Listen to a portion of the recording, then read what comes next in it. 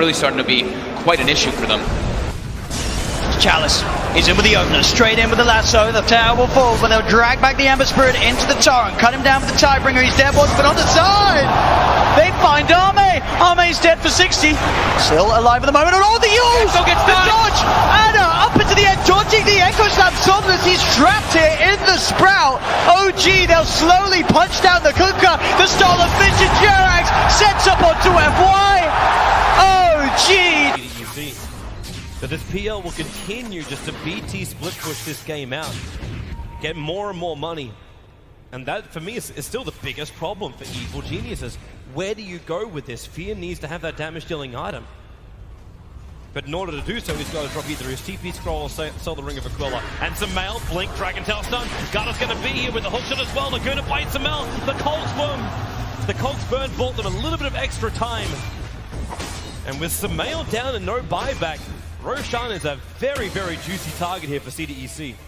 Yeah, EG are going to know they're going for it though. First of all, it would be pretty obvious from the lane situation, but they also have a good ward around the river area to see that CDEC are moving in there now. I don't think EG are interested in contesting this 4-on-5, but maybe they can delay it long enough for it to be a 5-on-5 if they Ice Blast and Fissure properly. There is no hook shot. They're all together. PPD, here comes the Ice Blast, ready for the dodge! In from the universe! It's a disaster! CDEC! They're gonna get wiped from the face of the earth, apart from aggressive. He'll jump out, but the wombo combo perfectly hits from Evil Geniuses, and now they will take Roshan. Samel is back, they'll get the Aegis of the Immortal. OG right behind Arme, gets the jump, finds the Pugner. Vision will not find a stun. Pugner with no buyback. OG, they were really playing with fire. The Hex down the Terrorblade. Spectral Haunt looking for the front line attack, but that's why Somnus goes into the back line. The BKB, they're into the back line. Shaker, he's bouncing around. Hawk shot, she stuns on the way through. ES is gone, no buybacks available. Have LGD done it? They're holding Anna, hold him in place. Chalice will find the damage and 5 will die for it. No, really? Anna is actually running away, but it won't stop Arme from blinking up, looking for the tier 3 tower. 2 players left alive for OG. They're the big ones, however. Thompson and Anna on the defense duty. Fortification. It's delayed as much as they possibly can. And now the jump out. Hex, the boy in the bubble. Thompson able to be protected once again. Chalice very, very low on mana. They have a lot, but Arme, he'll change the life with Anna. Thompson needs to be pushed away. Able to do so. FY jumps onto the illusion only, so the hookshot won't be able to connect. But Anna, he needs to retreat. There's so much damage. Anna down. Buyback is available. They still have not taken the mid racks. OG are just trying to delay LGD for the moment. 5 heroes around. The bubble is there protecting the melee racks. Anna, Sunder! Once again, the Sunder switches to life. Arme's back up to full health, but the damage from Thompson, it's good enough to kill off the bait. Buyback is there. Somnus leads forward. They just keep bunching them around, but they're still battling from inside the bubble. Pugner will come to the world living LGD. They're going for the GG push. They're going up the tier 4 towers. OG, they have to hold the line. They have the numbers. 7 from the side with a Dagon Arme, but no! Sunder is back up. It is there. Chalice will fall. They lose the Enchantress. FY pushing around Anna. He's so low. Can they get the die back on him? You bet your Nelly they can. Arme still very, very low. The blast will kill him off. But buyback. LGD want this now. LGD, or can they? Backing up? No, they're not. Terrorblade. BT's forward. The ball is up. Thompson needs to defend. X-Nova very visible. You've got a very, very low life Marana. But OG, they can't find the target. X-Nova, he's got the grip. He's got the control. He's got the kill. Thompson is down, but ES is up. Where? The Echo Slam. Oh, there it is! Forward. There's your slam. There's the dunk. There's the play. Jirax, the savior of OG. 1500 gold. He actually is going to go straight into the pipe here, opting to tank up even more.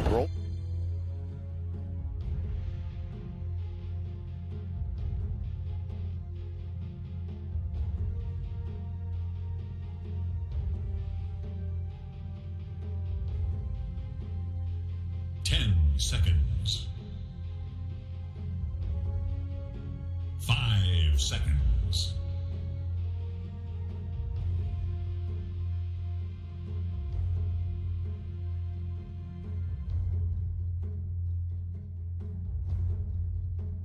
Radiant's turn to battle.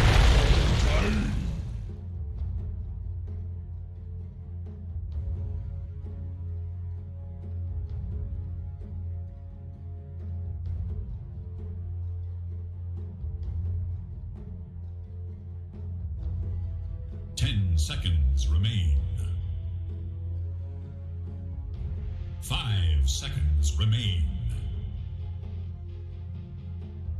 Dire's turn to pick. Earth Spirit.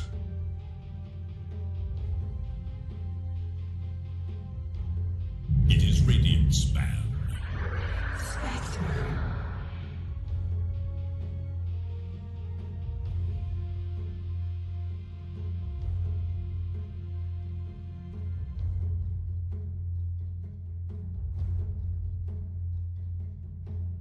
10 seconds. 5 seconds remain. Dire's turn to ban. Radiant's turn to ban.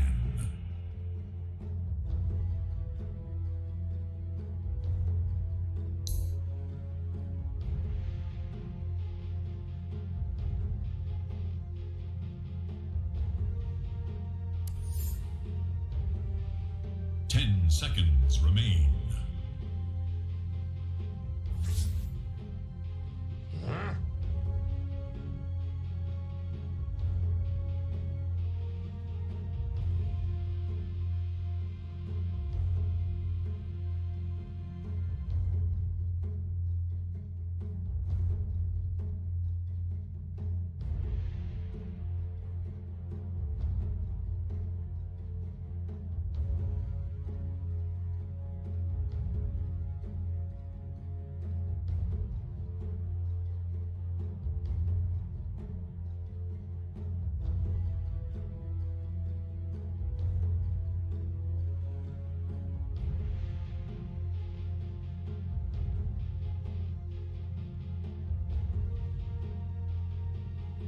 It is dire. It is Radiant Span.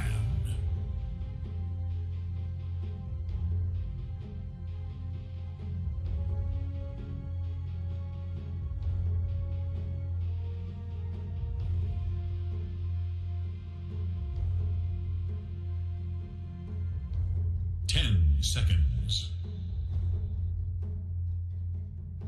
5 seconds.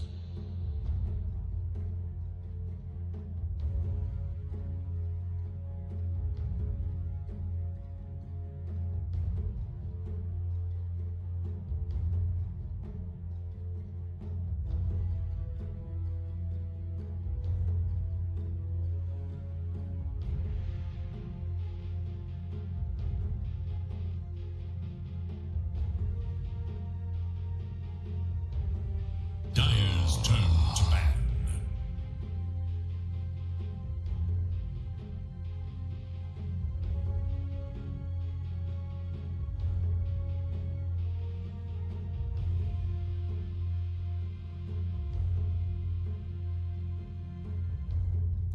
Seconds.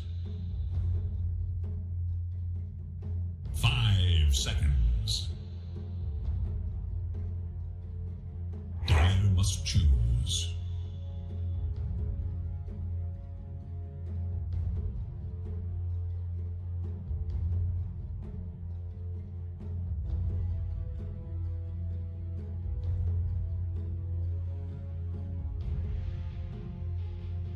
Seconds remain.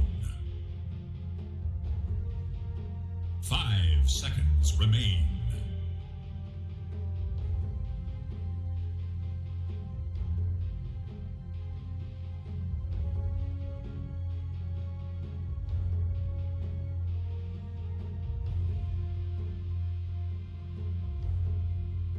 I think it was the one game they won. It was they came out of nowhere and won that one, right? Or it was looking pretty rough for a little while. They were behind, for sure. There's some naysayers who disagreed with me and said Anti-Mage never didn't have it, but it felt like they were on the cusp of losing that one. But Big Up, I gotta say. I just see him at the desk, I'm like, the whole webcam shook around. I'm actually gonna get someone in here to like upgrade the whole setup. I've shown them like what I got going on here. Like, Napid's very cool, you're casting on Summit. I like the backdrop of Monster, but Jesus Christ, can you ever improve it? Well, I don't know what to deal with the blinds beside you. Your camera's unfocused despite being good. I'm gonna head over there and make sure your stuff is notched. I'm like, okay, thank you. I know I'm a mess, but so desk is gonna not shake and everything's gonna be a lot better going forward here. But I'm getting so bored of these heroes. The Spectre, the Tiny, the Enchantress. Death Prophet, Winter Wyvern, and Spirit a little bit more exciting. I'm happy to have them, but I'm sick of seeing these repeat heroes. You know, Omega League. They gave us a lot of really nice games, but hey, it's kind of like the TI thing where there's so many games between such high-level teams so often that the path just kind of solved. You know, everyone's pushing the game to the limits. You know, we see something a little bit new here, the Winter Wyvern, a hero that I don't think has been picked up to this point. I believe maybe once, but I don't remember it because it feels like it's just been anti-mages, specters, you know, gyrocopters or spirits, enchantresses every single game. I know there's 10 heroes in a game and I only need like 5, but you get the gist. I'm hoping we see some new stuff. Like I talked about Nyx Assassin, like I'd love to see that hero. We've been seeing a lot of Axe. I feel like Axe is one of those heroes that, you know, double stout shield happened, and then it was gone, then we didn't see Axe anymore, and now we're seeing Axe a little bit more now. So, I mean, I like Axe, don't get me wrong. Axe, like, yeah, I'm down. But at the same time, innovate, you know? I know it's group stage, and you're probably going to go into the, you know, you're going to probably go into the playoffs and do something different, but we'll see. I don't know. Jeez. Yeah, and Jug again. You know, we're seeing all the same cores. Jug, Sven, Spectre, Anti-Mage. Have we seen anybody else in the Gyro? I think that's the 5 we've seen so far. Maybe Weaver. Oh, and Wisp. But that got destroyed. It doesn't count. Yeah, the Wisp was taken out pretty early on. Again, we've talked a lot about this Jug. We've seen it a little bit more in this tournament. I've been liking it when it's come out here. It feels like it's been doing a lot of work. Been online in big ways. Omni Slash and Swift Slash doing a lot of work. Which team was playing it? Did that fight nearby the Dire Tier 2 in the jungle there, where he just like 5,000 damage in like 3 seconds. Yeah. Again? I know exactly. That was 2 days ago. Was that Beast Coast that they did it? Yeah, I think it was the first Beast Coast game against Zero, and they went on him, and it was just Jug and Hector just Omni Slashed and killed 3. Like they had him down to like a sliver of health, and then committed the Omni, and they all died. It just got turned on them so quickly. Yeah. But Juggernaut, they're very, very, very big. Again, he's able to get out of some of these things. Not the best hero against the Axe. That one is very miss and lane. Again, Axe can sometimes just sort of stand his ground underneath that Blade Fury because he gets a spin, goes to his magic community. Once the creeps are aggroed onto him, he can do just as much damage as Jug's doing to him. We see like Beyblade Dota, just 2 heroes spinning into each other, clashing, you know, making the crowd all excited. Splitting the Red Sea. Splitting the Red Sea. Yeah. Classic. Muggy King band out. I just wanted to touch while we're still going on this last band. You know, I decided to mix things up today. Peek off. Talking about my monster shrine behind me. I decided to pull out one of my my Swiss chocolate Javas out of my stash. I just woke up. You know, pick me up in the morning. You know. Are you West Coast? I am. Yeah. That's right. That's right. You're West Coast. Out of Vancouver. I should know that because I've been there before. You're up, what is it, 1 in the afternoon for you? A little early morning, pick me up. 1 in the afternoon, early morning. I spent the entire night after we finished casting, putting together IKEA furniture and trying to set up my like Quantum Realm smart TV or something like that. I don't know, man. Quantum Realm. All right. Well, you're supposed to be able to talk to Doctor Strange or something. I've heard that. I've definitely. Those are expensive. Yeah. Ooh, okay. Final pick Kunkka. We've been seeing this hero banned a lot. I know we saw it yesterday. You know, the Kunkka didn't win yesterday, right? I don't believe. Kunkka? It was in the last series. It was Beast Coast against. God, there's been. I'm normally very good for Hector this. had a really bad game. Hold on a minute. I refreshed the page and okay, there we go. It's fixed. There have been so many games in the last 4 days, and I'm slightly losing it. I normally have a very good memory. Well, when you do 10 hours a day, all of a sudden, like day 4, day 5 is where the memory starts to go. Not that I know from experience or anything, obviously. But yeah, you'll start to lose the memory just based on experience. It goes. That was Whisper in the mid lane on the Kunkka up against Leo Styles' Legion Commander. Like, that was not a favorable match for the Kunkka to begin with. Yeah. And again, saying Leo Styles definitely the best mid laner in the region, especially when he's up against somebody who's normally in the off lane, so it'd be more difficult for him to win that matchup. So he definitely destroyed in lane. Of course, Beast Coast lost that game pretty hard. A complete slaughter. And pretty sure Hector was getting extremely tilted. We saw him canceling TPs. We saw him not picking up tomes that his teammates were going to leave for him in the base to make his game better. It's like you're not yourself when you're hungry or something. Have this little tome for snacks as his teammates. Just have generic chocolate bar. Yeah, have a generic chocolate bar. Can't say the name. I mean, we could say the name, but I'm not giving out free advertising. So, Storm. I feel like Storm may not have... Like, this is an easy game for Storm. You put the silences together on Crazy, X, silence from Kezu, silence from Earth Spirit. Like, I think early they can make Storm unhappy in lane if they make a couple of rotations with Moomiander. Yeah, I mean, we saw Moomiander's Earth Spirit the other series number. No, it wasn't that one either. You know, Cup.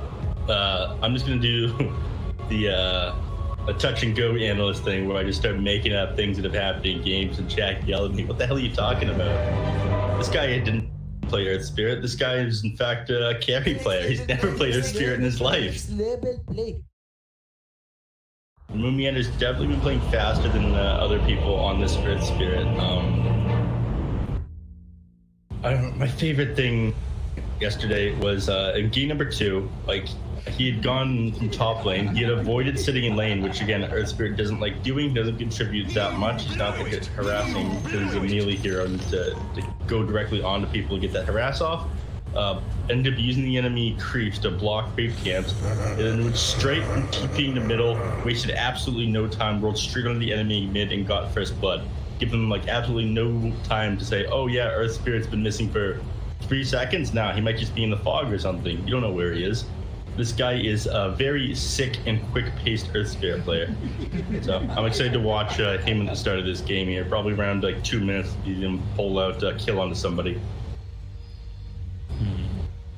We'll have to see how fast they play, how this goes. We got ourselves a pause coming in. By the way, I got a Enchantress Untouchable debuff can be mitigated by briefly attacking a different target during the attack backswing. Wait, what? That's what it says. On which one? Sorry? My game tip during the pause. Mine just says, you already are playing against 5 enemy players. I went past it though. Tried to make more enemies than the 5 you're already playing against. That's what it said. So I've been trying to measure how far it is from my room to the modem. Because I'm gonna try and you're gonna get yourself a sneaky long boy. Ethernet cable. I already have a 100 foot. Boy. Yeah, I have 100 foot in my room right now that I'm not using. But I think from here to the modem, I think it might be more than 200 feet. I'm not sure. It's a railroad style apartment, so it's certainly far away. It's just top 10 wide apartments. Yeah, basically. Interesting. And it's on the other side of the apartment, and I'd have to, you know, I wanna have it not just run on the floor. I'd probably run it around the wall or something. Who knows? Or duct tape it down. But are you allowed to nail things into your apartment? Yeah, I just have to fill it in at the end. Yeah. I'm not allowed to nail things into my wall, but I'm thinking about the baseboard. So of course I have I threw some rugs down. I have like so the hooks against the baseboard, and then Ethernet cable running from my roommate's room, who I gave the master bedroom to, all the way to my room. It's like I have a 100-foot cable. Although I don't need it, I probably could have gotten it done with like 50 or 25 feet, to be honest with you. I'm like, you know what? I might need a 100-foot cable for the next place to go. That's right. I'm supposed to pick up an Ethernet cable today. 400-foot Ethernet cable. Either way, you get your Ethernet cables, boys. You don't use Wi-Fi. My tech support guy has made fun of me for years for using Wi-Fi back when I was at my other setup. It says it doesn't matter if it's 100 feet, if it's 200 feet. Get yourself your damn cable, especially if you're broadcasting. You want to lower points of failure if possible. Yeah. So here's the question. Don't be mad. I have a mesh router system in my apartment that I took from my house. Could I just plug into the mesh router? I don't know. I would have to ask my Be support more guy. secure. What? If anybody knows in the chat, I know we're talking internet, but always trying to make the stream clean as possible. Mm-hmm. If anybody knows the answer, if I have a mesh, I have a Deco mesh router. It's a 3 little things that go in your apartment or your house, and it basically makes your internet super stable all over. So it's like a repeater or something? No, it's different than a repeater, but it's same concept, I think, or similar concept. Anyways, let's as much as we could go on about networking forever, I want to at least try to talk about some of these picks here, you know. If I had the option to just talk to you about internet, tell you about life on Ranch Neff and what my like constantly dropping packets and how I can be a video game player despite that, right, we could do that. But let's talk about some of these things, the more interesting picks here. We'll talk about the Earth Spirit that we haven't seen too much of, the Kunkka that is pretty exciting to watch. Again, always fun to watch. Those torrents land from out of nowhere, the Tidebringers, and the Storm Spirit, who, for you as an observer, is going to make your life miserable. I'm excited. I like when my life is miserable. It's like widely accepted this is one of the more difficult heroes to observe, isn't it? It's because you can go absolutely anywhere. I like to think that heroes like Tiny are the ones that just go like 100 to 0 burst people and move around the map a lot. I mean, generally you want to follow them around to see where the action is, but you're not really sure if he's harassing the enemies or the enemies are going to slip up and it's going to instantly die. You definitely don't want to miss those kills. You did your best. But what is our BTS Pro Series without a pre-game pause, you know? Not a BTS Pro Series game. It's gotta, you know, hit that point of pause. I'm excited. Pause. I'm always a big fan. But if you had to guess, who do you think is gonna win this game? You think Mr. Jeans pulls it out with the Storm Spirit? You know, they're all equal contributors. Mandy, excellent player, formerly in gaming. Benja is also pretty good. Raquel, I'm so sold on, but again, Mr. Dean has really been popping off this tournament. He might disagree with me because, again, he was super nervous when I was complimenting him in the lobby. He's like, is he messing with me? Have I been made fun of before? I've seen NA players do this. They are the worst kind of people. But nah, he's definitely been popping off. We'll see how he does in the mid lane here. He's going to have an okay time in the first couple of levels. You normally see that. Then, of course, once Kunkka has a couple points in this Tidebringer, his Storm Spirit is probably going to back off out of lane around level 4 or 5 and finish up his level 6 in the jungle. You have to keep your HP very high when you're up against Storm Spirit as well. It's the same, up against the Kunkka as well. It's the same sort of deal you would have against heroes like Tiny. You can just get bursted down if you're not careful. So a good Kunkka, of course, is going to be able to combo up that X marks the spot, that torrent, and that boat to constantly interrupt you trying to zip away in the cast animation to kind of maximize that time that you are disabled, and it can bring you down 100 to 0. Or pretty close to it.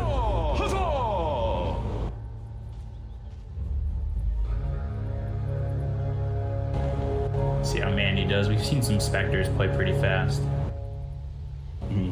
Was it? And it's Infinity who plays the Spectre pretty quick too. Yeah. Let's go down. So I'm very excited to see that. Ward spots Zowie and HFN. Deep ward placed down by the side of Infinity.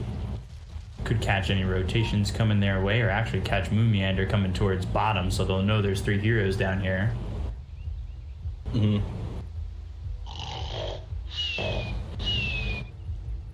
Alright, but this is where the action's going to be. It's going to be this bottom lane where we see Moomiander again. Probably not too much until he hits level 2, but this is definitely the lane we want to follow. Throwing some harassment onto Ray Kill. Not enough to get a kill by any means, but you know, just getting that harassment with 3 heroes down here is something you want to accomplish and potentially get into. Definitely get into something, maybe a first blood.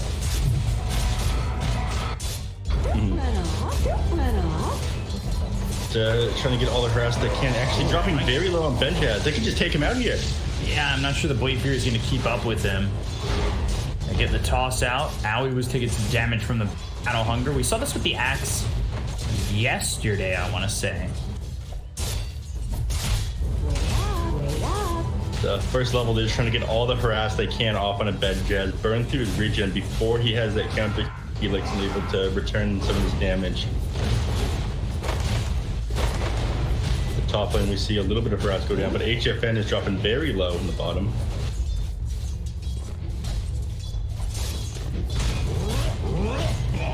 They're getting very close to dropping.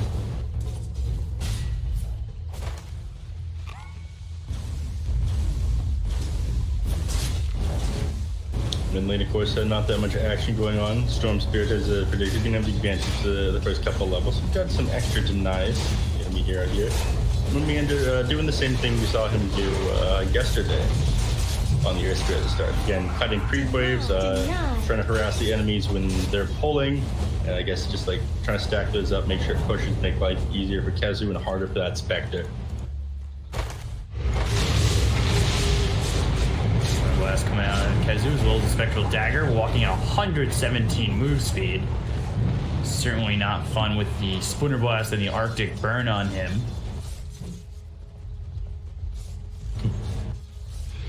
Move to a patrol. It's like we saw just that Chant Remnant and Spectral Dagger dropped to almost nothing. Great kill. Bottom lane, HFN. He's south up, so now he'll be back to full health. But Benjaz, you gotta be careful with HFN just moving forward, especially with the luck is on his side. He's spinning so far. Battle Hunger, impetus shot thrown at Benjaz. Might be first blood, but tosses him right onto the jug to get that kill on HFN. Gets him away from Owie, and they secure this first blood over in the bottom lane. That's not what you want to see. Now you got 2 points here in this counter. He looks right away, extra regen being sent out to this axe. Lane is going to be even more difficult for the Juggernaut. Owie. Great kill. Blade Fury should be a dead Tiny. Tries to juice through the trees.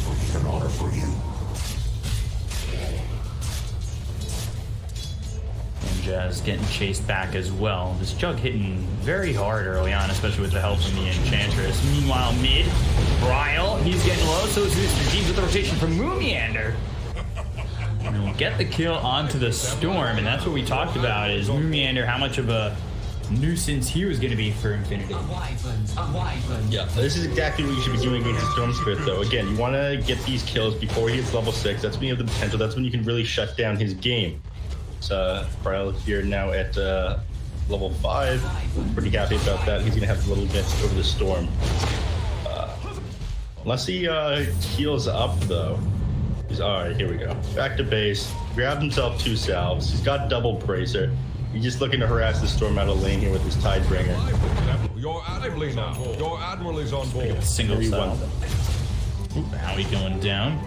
That's to Ray Kill bottom. Benjaz now sitting at level 4. He's 1-1 and 2. He has the call, has the Battle Hunger with the counter helix. Look over at HFN. A couple of spins coming out for Benjaz, but not on to HFN at all.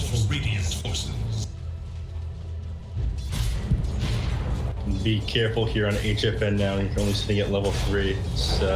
Benjaz is going to be very happy to right click you, egg with a brief wave onto himself and get off all these spins. And again, you're going to have trouble trying to catch up with him, especially if the Enchantress is near the lane. Nax, he's got his boots of speed when he has his battle hunger. It's quite... Ooh, mid lane.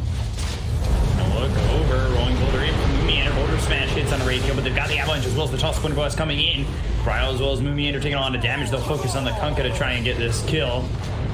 Heals up. Can he steal the bounty before he dies? Consolation prize, but not letting Moon get away with that twice. Meanwhile, the bottom lane, they go on Benjaz, but he's just going to walk away from this one, I think. Moon can jump on my Storm Spirit once, but not twice, so Tiny end up getting between Storm Spirit there and the rolling boulder, connecting with him and finishing him off. So nice rotation there by the heroes on Infinity. Not done yet at bottom. Down bottom, Benjaz still in trouble. Avalanche a little bit late. They've got the toss. He's trying to get the kill in the alley. Although won't be able to get this one onto the Enchantress. Up towards top, Manny taking some damage from the Spirit Siphon. It's just KheZu up here for the moment, but Moomiander, you can see, is starting to make that rotation.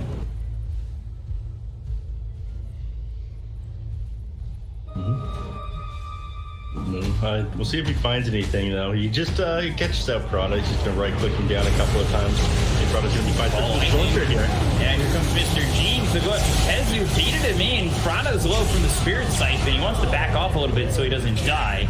Crypt Swarm was up in a second. Meanwhile, Raykill drops bottom. So, Bloodbath already gets the call. A couple of spins on HFN. That's 3. Looking for more, healing ward out. Benjaz still chasing, gets a free 75 gold. So happy with that harassment and happy to fill off the healing. Extra gold under his belt. I always look to punish him a little bit, though. He's got the center out, throws a couple impetuses at him, but his mana's dropping pretty low. He isn't going to get to stay here for that long. A little bit behind on net worth right now from the Juggernaut, but Trigger's actually opted to get out of the lane. His health is sitting too low. His healing ward's on cooldown right now. I'm not even sure he's going to be able to sit in the jungle. Let's wait for that healing ward to come back here. Dire's middle tower is under sitting uncomfortably low over in the jungle there. Early chainmail for Mandy. So Boots chainmail with the Wraith Band now going into the Midas. A wyvern's bread.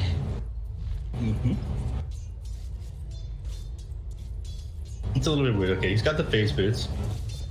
He's got the poor man's yell, right? This is the big one, okay? This guy is going to be so tanky with that, but not to these things.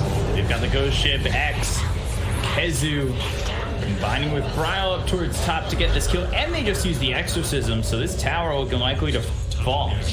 Crazy with a lot of pressure in this top lane. They really allowed Mandy to just continue to get harassed, and well, it turns into a lost tower and now really lost farming space for the Spectre.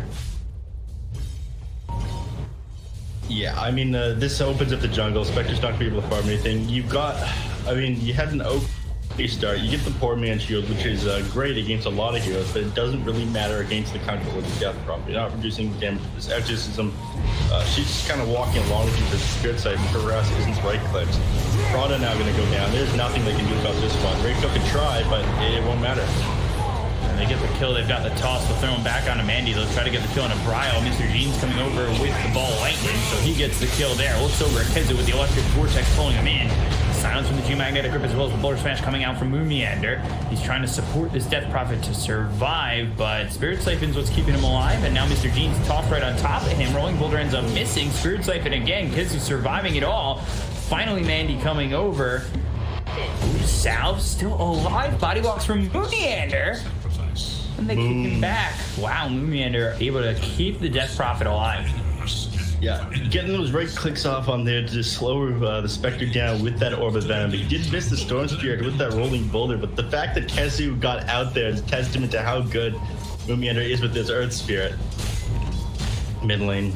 Oh no, it's just top there. They're stealing some of these stacks over here. Mandy getting the farm, but Moon is out for blood now.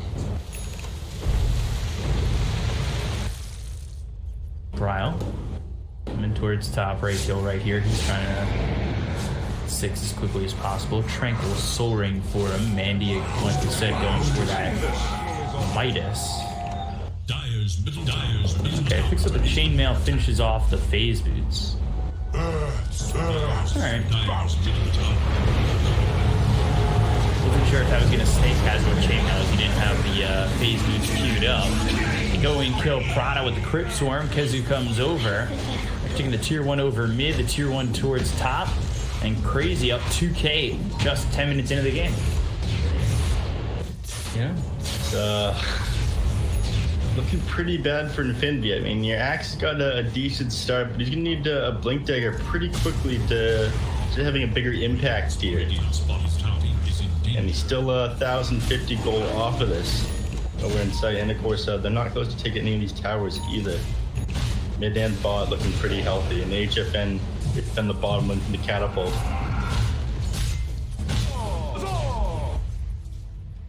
I'm not sure what Infinity's move is here. I mean, again, they just need Blink Dagger than several of these heroes. Ray killed, Benjaz not really able to set up on anything. Meanwhile, Moonman down here in the bottom lane already, sitting behind HFN. They can read this though on Infinity, they're going to be okay, but you're not making any progress. Oh no. D-Ward hit instantly 145 experience towards the team. They definitely have farming right now. And it looks like they're planning on just taking this game pretty fast on CR4ZY, not going for the battlefield on the Juggernaut, instead of opting to go Manta style and just run straight in. They'll counter out to any possible early Orchid from the Storm Spirit, though it looks like he's opting just to go straight into Kaya. Storm going into the Kaya, probably a Bloodstone. Spectre's almost got this Midas. So, yeah, it's a slow start so far for Mandy, but one that, one that might do all right if they're able to slow this down for Infinity. And as I'm saying that, they'll get the kill on to Raykit. So Owie drops him. Exorcism used bottom to try and take this tier 1 tower and get the last tier 1.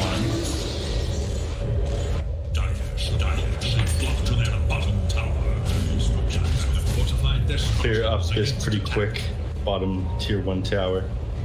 At least I think they will. They're sitting pretty far back here on Infinity. It looks like they want to try and jump into this. Unfortunately, they just don't have the tools for initiation right now. Storm Spirit is the only one who can jump them. Again, he goes too far in, he's just going to get picked up by this Kunkka and burst down or silenced by the Indiander. Winter's Curse stops the X from pulling them into the Torrent. Over an Owie, they get the kill onto the Enchantress. Silence comes out from KheZu. Now there's the Haunt used. Raykit with the Magnetize. So is Benjaz. They look for this kill onto the Death Prophet. They've got the Culling Blade. Down goes the second on CR4ZY. Now Bryle's here. As they continue forward for this Kunkka, they'll take out a third. Moonmeander's the last one left. They are getting away with murder on the side of Infinity to the point that the cops have been called and the sirens are on in the background. And what started is me not thinking that they had initiation. Again, getting on Owie at the start of that fight. He's the best possible hero you can drop that Winter's Curse on. Very low HP, low armor hero. Despite having that Ring of Trust, despite having that crown, he only has 1,000 health and a couple armor. He's very easy for them to burst down. Of course, after that, everyone out of position on the side of CR4ZY, and I'm just taking a 4v5 fight. If you use that haunt, first haunt, really well. Big comeback from Andy. Look at where he's at in the net worth. He's only 1,000 behind the Jug. He's got that Midas to work with. Going into the Manta, he was like 2K back prior. And they're gonna find another HFN getting picked off by these 3 heroes. They've got Prada up here. Ooh, Storm. Ball Lightning away, has a little bit of mana to work with, but he's used the Ball Lightning too early, and they'll get this kill. No mana left to dodge that X return. Unfortunately, like you said, Ball Lightning was used just a little bit early, and Mr. James dropped there. He had the regen rune to fall back on there as well. I'm not sure why he didn't just pop that before using his Ball Lightning. I think that would have secured him getting away there, to be honest with you. Towards Roche? Okay, no. Just going I don't really think they can grab Roche yet. They just don't have the stay at the enemy's man to catch them out, and that they're in a pretty bad place, especially considering Axe now has this Blink Dagger online. Great Torrent by Rhino. No catch, right kill. They've got the X. They'll take him out. Just the matter of time before HFN grabs it. But again, Raykill, happy to die for the team. Any space he can make for the Spectre, for the Storm Spirit to get back online, he's happy to. Here we go, mid lane. They're gonna actually get Moomiander here. And they've got the damage, and that's another call for Benjaz, who's got this Blink Dagger going into the Blade Mail next. So now has that initiation with the Blink. This definitely opens up the game quite a bit. You can set it up with Blink, Call, and the Ball Lightning from Mr. Jeans. If the side of Crazy's not too careful. That one team fight down the bottom lane, just give them a couple of tools. So you give them the biggest tool to start to get kills, pickoffs on the side of Crazy. Being able to jump in with Sack's Blink Dagger. You can catch basically anybody out of this. I mean, minus a Juggernaut. That one's still going to be a pretty difficult kill. He's able to get out a lot of the... Ooh, top lane. They're going to grab Storm Spirit here, I think. It's too close to the creep wave.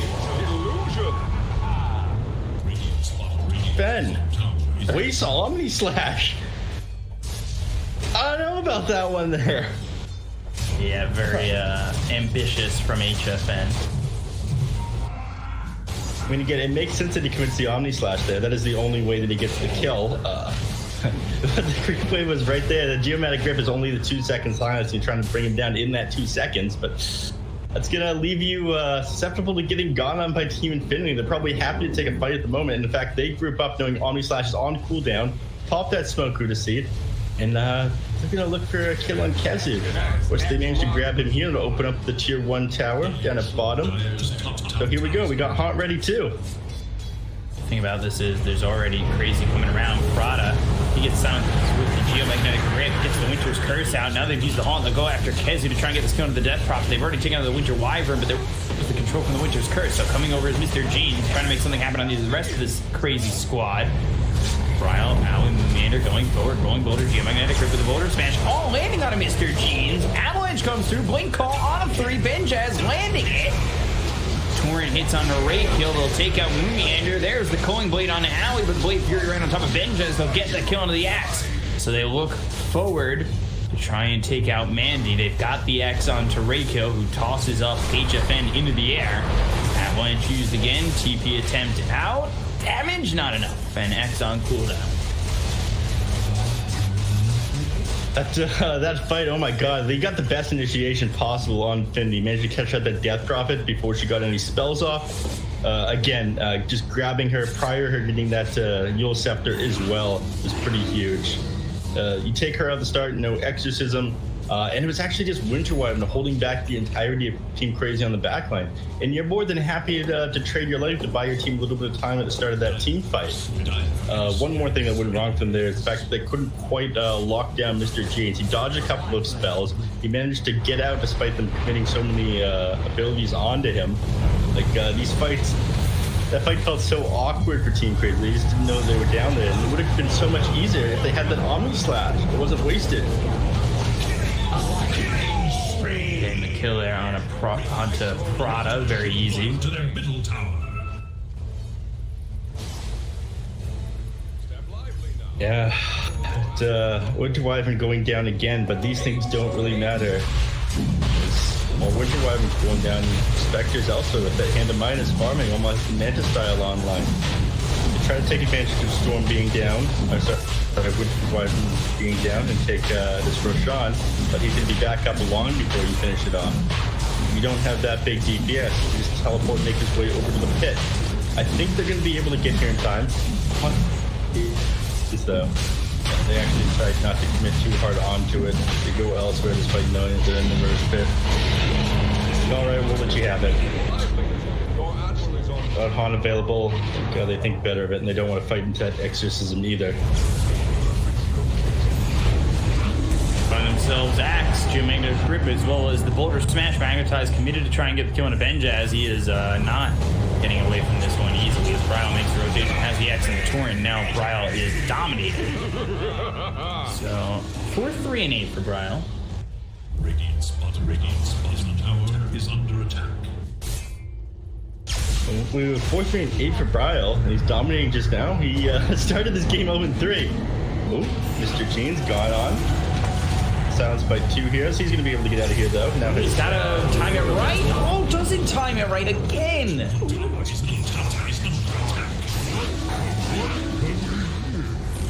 Mr. James. He looked so clean in the series earlier this week. I mean, again, last time I feel like he could have popped that regen and zipped away. This time, he just didn't commit his zip enough. I feel like if he had gone a little bit further, left it on for longer, then he would have been fine there. Instead, he tried to make the play, only uses half of his mana pool, and he pays for his life for it. And bottom lane, they don't really have the defense set up to be able to defend this tier 1 tower. They start to move towards it on the axe. Storm Spirit is up in 5 seconds. Haunt is available. Tiny Ray kills on the other side of the map right now. Prada still isn't in position.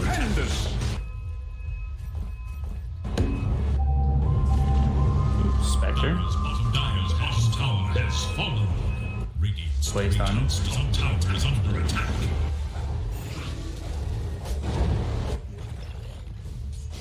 Japan almost has his Basher.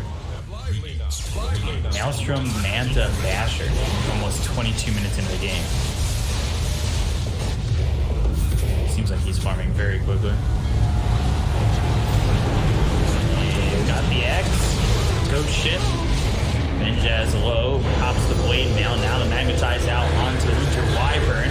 Winter's Curse is used, but they still get the kill on a Benjaz. Blade Fury over to Rico as well as Manny with the Magnetize on them. They'll chase this Tiny. They'll bring him back. The Torian misses, but it's not going to matter. They'll get the kill on the Tiny regardless. Lightning all the way over to kill Meander. Yeah, Moon at the start of that team fight managed to survive just because of that boat buff delayed a lot of the damage. He was in the back lane trying to heal up with the Urn, but he was just ticking down as quickly as he was healing up there.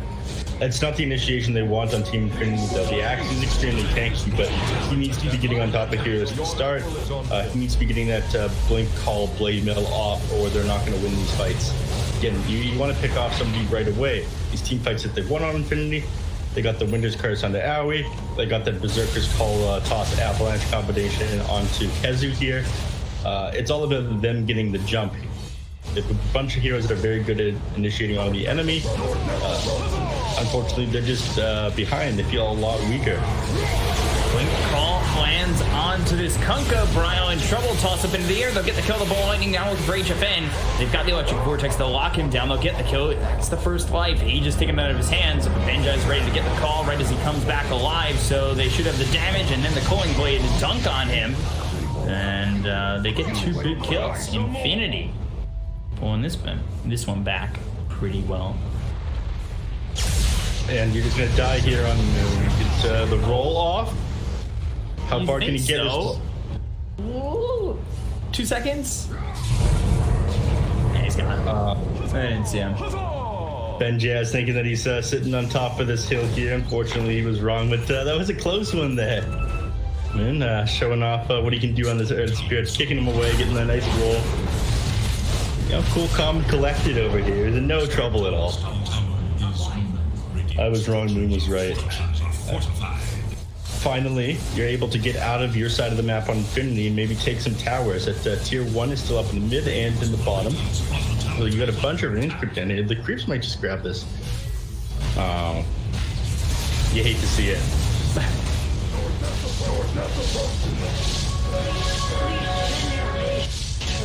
This is what it is, though.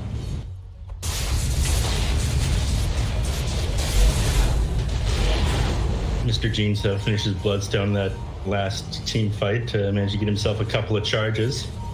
Oh. They find Bryo. Pulling Blade in. Moving under really late. Gets the Geomagnetic Grip onto 2 of these heroes, but now will just fall. Very, The Ember enemy team. That's a Dota I like to see. You know, everyone in NA, they've been doing this too long. They got their PR training. You know, they respect their opponents. Some of these new SA teams, they don't give a heck. And, you know, I love it. Makes the game more fun.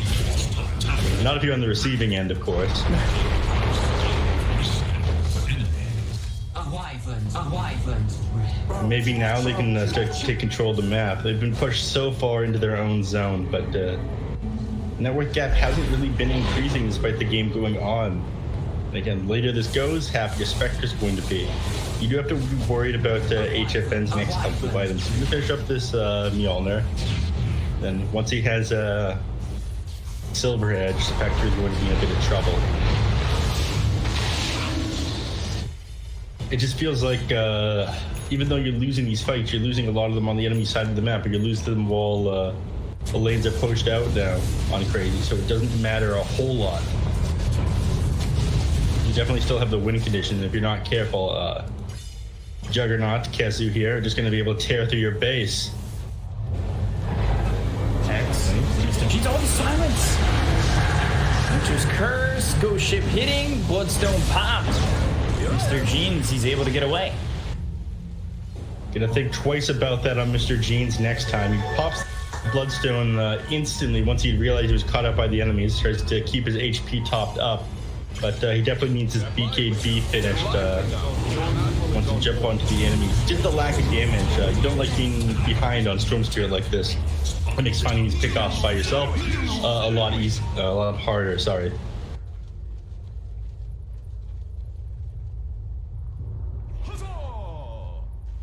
Going into this Crimson Guard. Scotty almost finished for the Spectre. This game's slowing down and Infinity starting to bring it back. I mean, it feels like they're bringing it back, yeah, but they're still not playing on the enemy side of the map. They're still not really taking towers. It's the creeps that are really getting these pushes off here. Top tier 1 opened up, bottom tier 1 opened up. But with this mid tower, it still gives the enemy team lots of information. It gives them that much more map control. They can get across the map that much with their town portal scrolls. They smoke up here, but they have so much trouble invading with this mid tier 1 still up. Benjaz has to be careful. This is the exact same plays that Mr. Jeans tried to initiate on the enemy team and got caught out and almost killed. So they do think better of it. They don't know where the enemies are. They know better than to initiate. Especially in that exact same place where they messed up last time.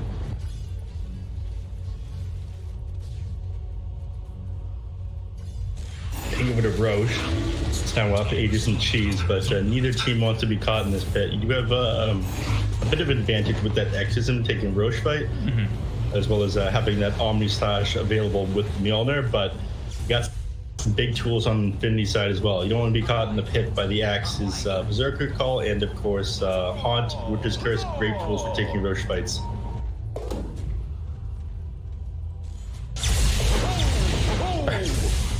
Denies the haste and is finished. Kezu, he's got that with the Yules. Titan Sliver for this Jug.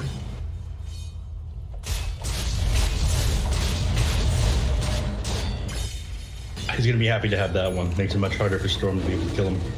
As well as reduce the duration of some of these abilities, like Winter's Curse, if they manage to get that on him.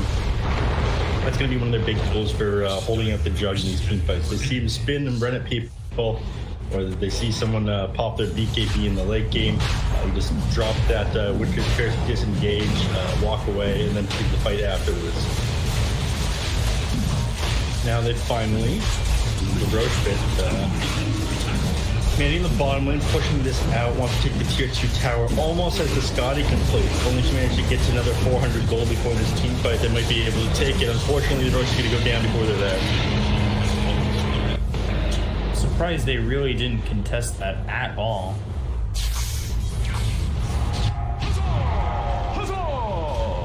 Just too close to a couple of items here. I think Storm Spirit just had that BKB sent out. Axe almost at this Crimson Guard. A couple hundred gold away, and of course, as I was saying, Spectre doesn't quite have the Scotty. Scotty's gonna make a world of difference chasing down this Death Prophet. Again, 50% slow against range heroes. Being able to reduce the heal as well, the Spirit Siphon not doing nearly as much. Will help against this cheese that she's just picked up from the Roche too. But they do have tools to fight into this Aegis. They're getting much stronger on Infinity. Scotty now being flown out. Death Prophet, sorry, to the Spectre. Ghosty Lady. fortune. Kill. Clean up bottom as best he can. He's got a blink and a Yules. Scotty finally finished. Bissell being built here for the Jug.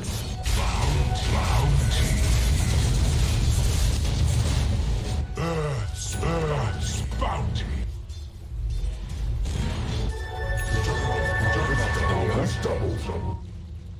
He's super useful tool for jumping on top of the Storm Spirit again, countering out the fact that he had dropped all this golden BKB. He's 19 now. If Infinity can hold until they get bottom HFN down here, he's just gonna rip Tiny apart. Or will he? Mr. Jeans is down here. He won't commit to it. He wanted to for a second. We had hoped your name was misleading. Tiny ends up dead, but really not for that long. Double damage Jug is terrifying. Wild caught. Vortex. Those ships there. They've got the blink as well as the call. They'll pull him back. Moonender coming in, looking over at Prada. They've got the dust out onto this Winter Wyvern as well as the silences. Boulder smashes out. The Tidebringer hit from Gryle. And there is yet another kill. They've got Winter Wyvern dead for 45 seconds. They will still be able to hold base here. And very hard to push into the storm, especially as he just spams his Fall Lightning. Commit the haunt. This feels weird to me. Was that a misclick? It felt like it. I don't know why he popped that. Maybe he thought he was going to go onto Bryle or something. Again, you're not ready to take the team fight. Two of your allied heroes are dead, and Storm Spirit's trying to spam with the creep wave right there. Now it's on cooldown for 120 seconds. The enemy team is even more inclined to try and push into your base. That's your biggest team fight ability that you just popped there.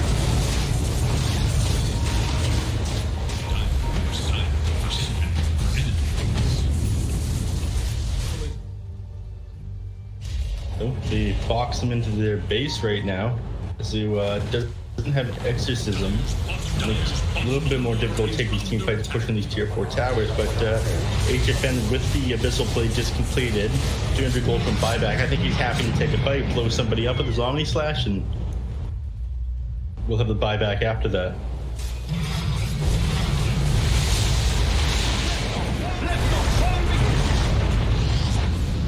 On here, it feels probably a little bit better going in on this.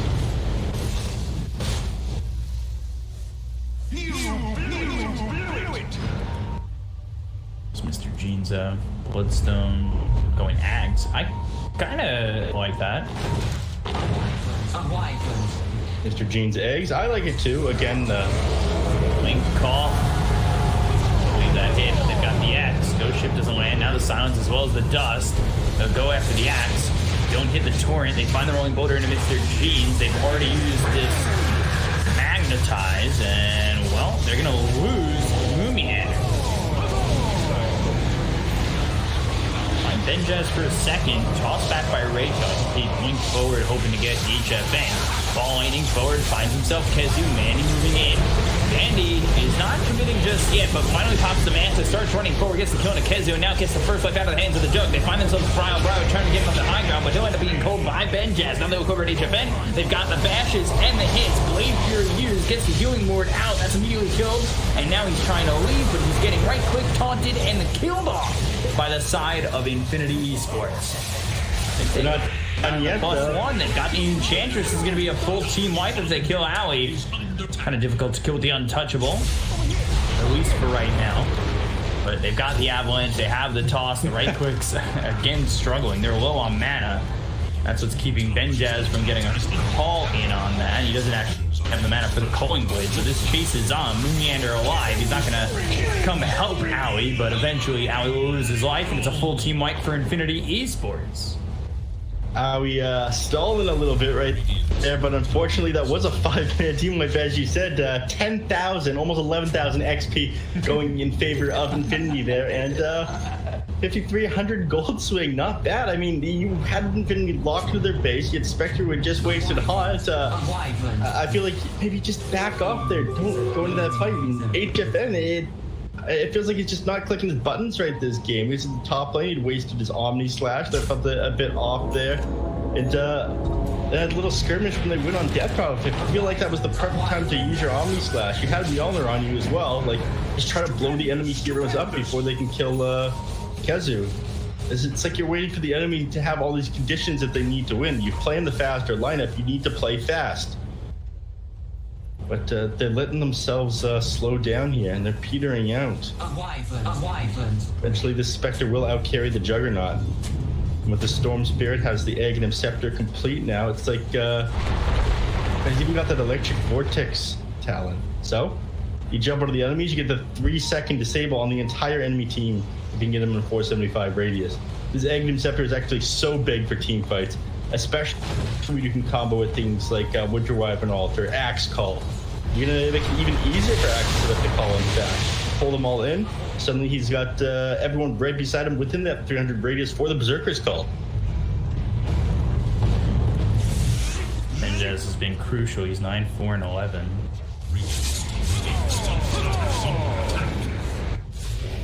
And it's the Axe that's really going to give them these setups. Sure. As we saw Juggernaut when he had gotten out of that spin, got the BKB piercing disable. So at that point, you couldn't get off the Omni Slash on Jug after his team was dead. Not that there was much of a point of using it right there anyway, other than putting it on cooldown. Sean might spawn another 30 seconds here, but it's Team Infinity who has control of the map. Playing very scared, very tight on Crazy. Trying to wrap around the enemy team with this smoke. I don't think Mandy is the hero that you want to be. Actually, it is. Mandy is the hero you want to go on, even though she does have a haunt. No gold for buyback right now. She just bought out this Eagle Song.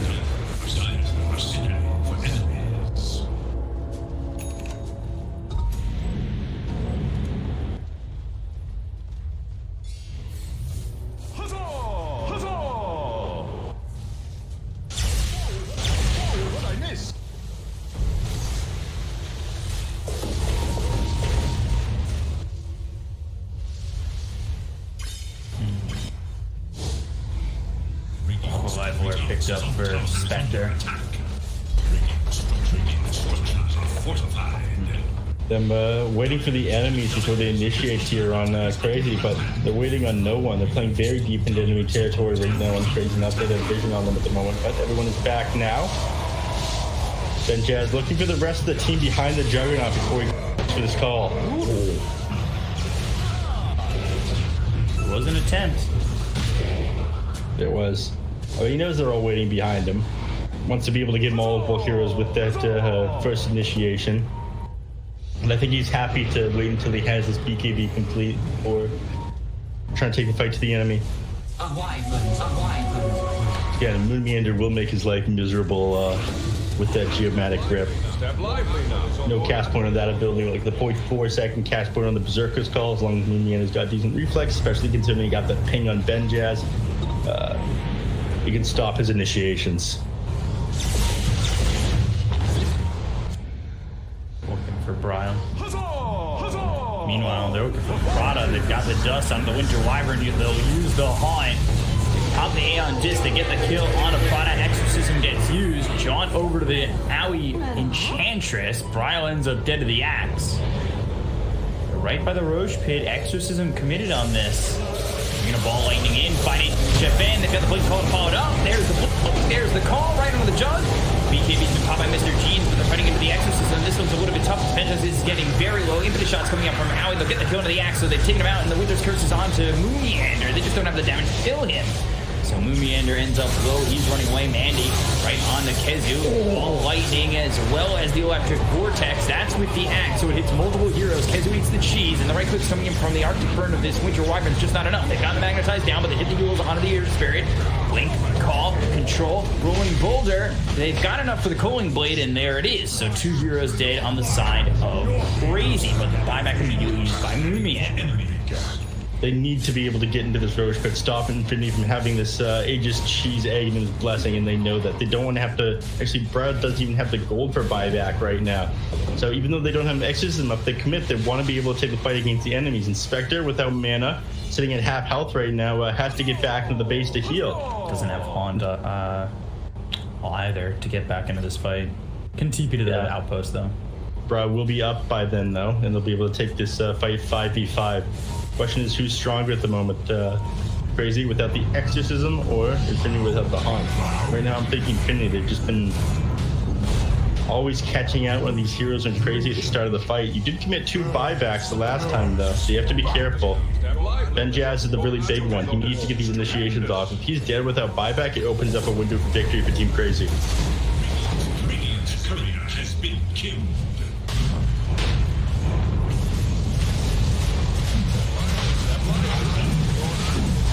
Roche don't have taunt. Need to come over. Great kill nearby. But now Blink avoids the signs coming in for the Death Prophet. They've got the Spirit Siphon out as well as the June Magnet for the Boulder Smash onto the Tiny, ball ending all the way over. They've got the Electric Vortex on multiple heroes, but Banjas, who just fought back, ends up dead. So now they're no longer with the axe. They find Mandy's inside the pit, Spectral Dagger to get over the walls of the pit. The Winter's Curse is out to the Death Prophet, but again, I just don't think they'll end up dead, especially with this Aeon Disc. So, the ship comes through right on top of these heroes from Buff, and Mandy, he escapes, but pick up the Aegis on the side of Infinity Esports, picked up by HFN. The BKB's been popped by Mr. Jeans. They get the kill on to this Tiny. All of a sudden, Crazy's up 7K. Yeah, a lot of that blessing, right? Yeah, that Egg's blessing pickup. But again, the biggest thing here is the fact that you've just lost BTS, who has no buyback. That is your win condition. He needs to get these good initiations off. You can't take the fights without him. This Juggernaut is going to rip through your team. He can run straight at one of these heroes, swift slash them down. And he has the Silver Edge up. Mandy, you don't understand how weak you are compared to this guy. Yeah, that's the Abyssal used. He's now been broken. He has the Silver Edge right clicks coming through. Doesn't actually swift slash him. I think he's worried about the Winter Wyvern sitting behind him. Afraid he's going to cold embrace him, and the Swift Slash is going to do absolutely nothing. Not sure that Prada had the distance there. Actually, he did. He had the Blink Dagger. I take it back. The 10k HFN IQ versus the 0 Nefcaster IQ. He made the correct decision. Making that Omni Slash. He's right. That does still have this Aegis. To be very careful here on Infinity. Did manage to buy themselves enough time for Axe to come up. You can get anybody other than HFN though. Andy in on this, and they've got the Blink as well as the call on HFN. The Avalanche can follow it up with the call. They've got themselves a ghost ship. Now, Mr. Jeans going in. 3-man Electric Vortex. Ball lightning back. They'll pop the Exorcism. They're trying to get the damage on the HFN. He's sitting very low. They'll pop the Aegis, but Mandy, he's in some trouble. He's been silenced. He's trying to run. He does have buyback. Cold Embrace. It's going to be close, but not enough. So now they hit the toss on a Brock who goes into the Glitter Cake. They use the on the ball lane forward. There's the Electric Vortex on the 3! HFN has forced to use the Split Slash. Now he goes into the Omni Slash. The Cold Breaks around on the Vengeance. They get the kill now. They look over Kezu. He eats the cheese. HFN, well, he'll always dip for 100 seconds. He does that buyback. Kezu now running, but not running far enough. You need to be careful if you're Mandy, though. Back and heals up. Kezu finally ends up dead. Exorcism almost keeping him alive. They've got the Avalanche as well as the toss on a Moon Meander. They'll take out 4-0 buyback on the Death Prophet or the Earth Spirit. They bought back on the Spectre, so the win condition is now there for Crazy.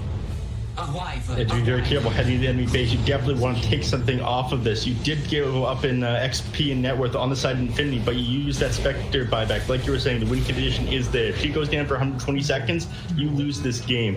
Morale is up. The question is if HFN can defend by himself. Like you said, Kezu not having the buyback can make things very tricky here. Moon Meander as well, still on cooldown. I'm not sure they're going to be able to defend from this. They're going to rip through this base.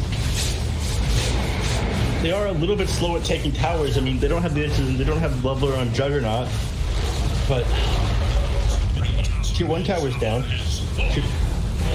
3 towers in a row. They're going to lose at least a set of racks here. The only saving grace here is the fact that Tier 2s are still up. Vortex and the toss, Ray kill! Looking for Alley. They get the kill. The buyback immediately used by the Enchantress, and now they've used the Glyph.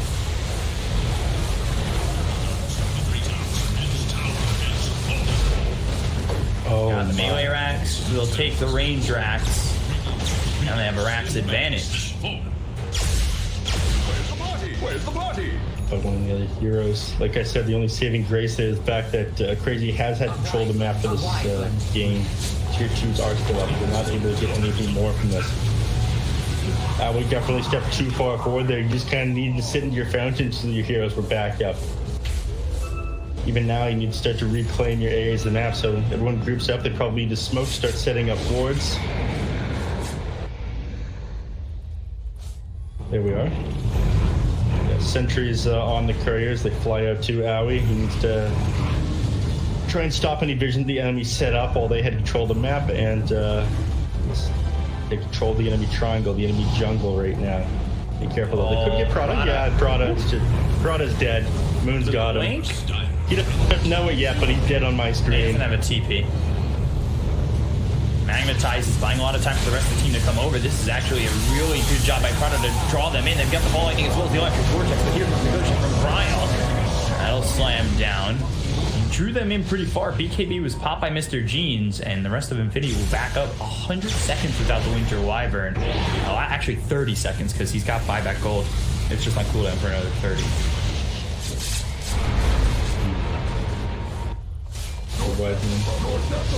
Can they survive another 20 seconds here? They're going to go in on an HFN. They've done a lot of damage onto the Jug. He's in so much trouble.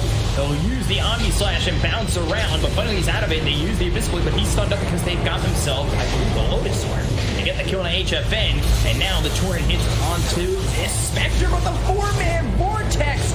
With a blue hole coming through from Mr. Jeans. They get the kill on Movie Under. Now they look over even with Exorcism, he will not survive this time. Double kill from Andy. Aoi trying to run. Hit with the Arctic Burn. And they've got a Vortex once again. They'll kill off the Enchantress. None of these three heroes have buyback. Juggernaut just getting blown up at the start of these fights. Again, there's so much damage coming out from Spectre.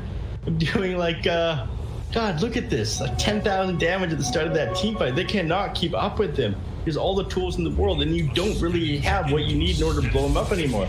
Juggernaut, he's got the Silver Edge. Yeah, that's great, but you've been dealing with the Spectre who has this butterfly for the last like 10 minutes now. Heroes need MKBs. You just can't do the damage. You can't hit them. Are you gonna go straight force? They're gonna go straight force. The tier 3s are available at the top lane, but they know no buyback on Aoi. They assume no buyback on Kezu. We would have done it by now, considering Jug had bought back. Okay, I stand corrected. We go for the safer play here. There's nothing that they're able to do. Suddenly, when you control the entire map, the whole game, down 2 sets of racks now. You're feeling lost on CR4ZY. Infinity, the underdogs this tournament, taking the game off of one of the strongest NA teams. Potentially. Potentially. The game is certainly not over just yet. You're going to have all 5 heroes up for the side of CR4ZY for another fight. Very scary for Juggernaut, though. And this axe has been massive for the Storm Spirit. It's one of those items that I really do love on this hero. And I'm surprised that it doesn't get picked up more often. Oh, yeah. And the fact that he got his Spell Prism as well, 20% cooldown reduction. You're looking at a 3-second multi-hero disable, 475 AoE. And it's on a 12.8 second cooldown right now. That is wild. I mean, yes, Berserker's called it something similar, yeah, but the fact that you have like constant initiation on Stormfront, you can always head in with your ball lightning. Like, it's so easy to catch multiple enemy heroes out considering your initiation has no cooldown.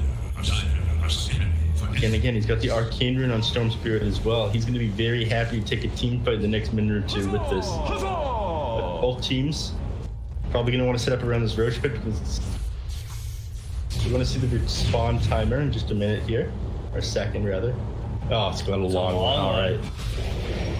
No action.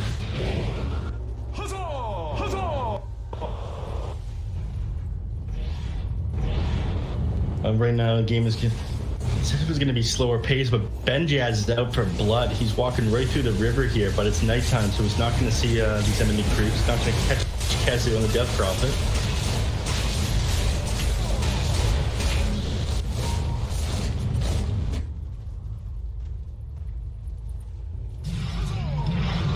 Here we go. They know they're up this hill. Chippen pops this Silver Edge. Can they blow up Mandy on the Spectre though? Spectre also without buyback for another minute. He's going for the Divine Rapier next. They get the break, and now the G-Magnetic Grip. The Flamemail's been caught by this axe, falling in with the Electric Vortex, and they got a Moomiander. Avalanche tosses out on a Benchess. They don't get the kill on a Moomiander just yet. The Lotus Orb is going to be placed down, and they've got the Quarter Burst to save the Spectre. Ball lightning back with BKB pop by Mr. Jeans. They start to retreat. There's the silence placed on him by KheZu. KheZu gets hit once, he turns the other way. Both these teams have everybody still up. Ball lightning in the middle of this fight. They're using the haunt, they're going on to Moomiander once again. They've got no Witch's Curse. It lands on the three of these heroes. Can they get a follow-up with the Electric Vortex? No, they can't just yet because they've got the silence on Mr. Jeans. They look over at KheZu, who's now on the run. Ball lightning in, and as well as the Electric Vortex, landing some of the enchantress as well as this Kunkka. KheZu using that exorcism. It finally comes back, and he's back to full health. They bought back on Moomiander.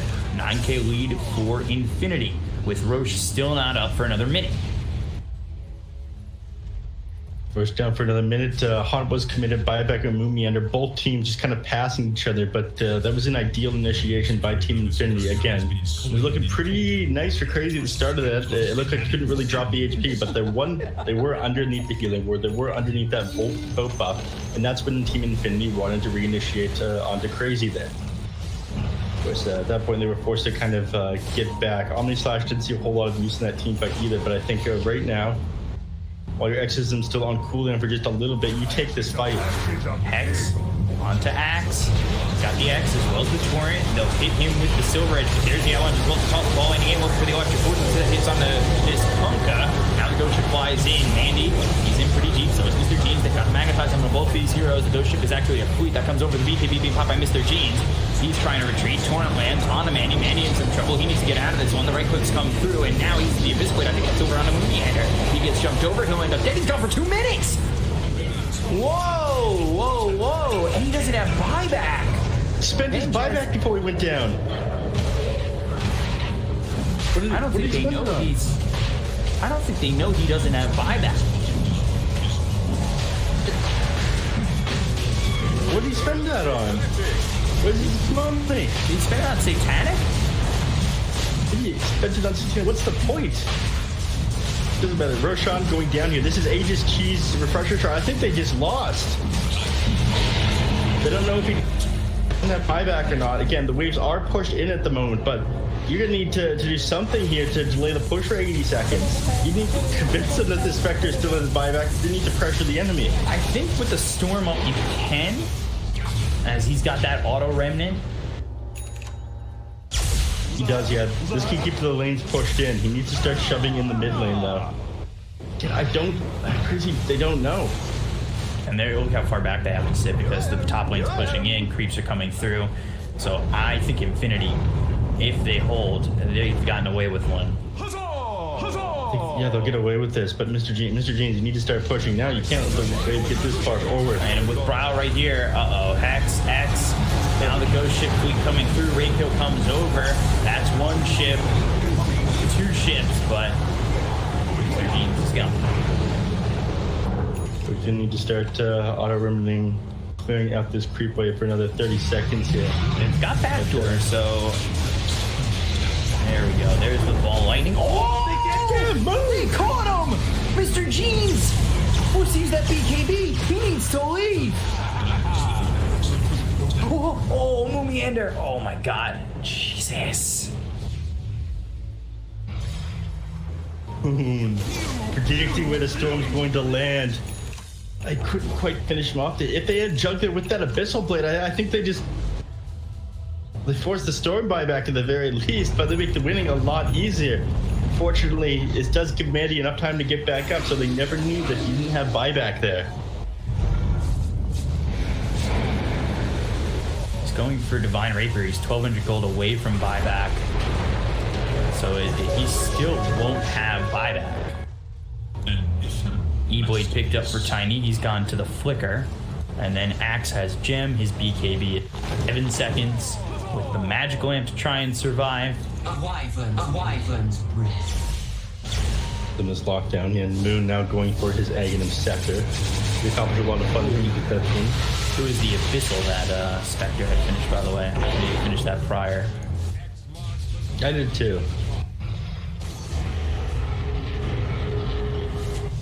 He must have fought it within that fight.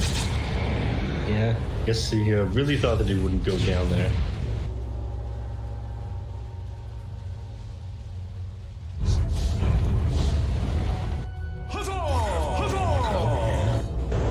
Mandy looking to retake this shrine, and everyone on Crazy initiates onto him. Mandy in some trouble, hit with the Abyss Blade. Now they've got the Hex. They're going to jump around with the Swift Slash. Magnetizes out. The silences are there. He's quite tanky. And now there's the Winter's Curse, so that should give him some time. He's used the Haunt. He might need to jaunt away from this fight. The Exorcism is being used by KheZu. Bryle coming over with the Rolling Boulder from Moomiander, nowhere close. Gets into the pit. Oh! Just off the mark. Both the Torrent and the roll. Game could have been over just like that. Oh my. Storm with the preemptive running into the enemy base trying to buy time. And Mandy not playing like he doesn't have buyback right now. Still 1,200 gold away from it. This is some crazy Dodo we're watching.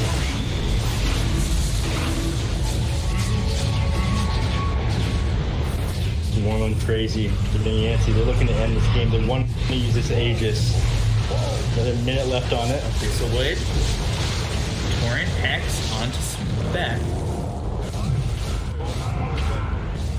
Taking this fight looks great for Infinity, but this is one of the happiest Death Prophets in the world. He's got Spell Prism, he's got Octarine cooldown. You've got much uptime? 35 seconds uptime, 87-second cooldown on this Exorcism. This Octarine core and this Spell Prism.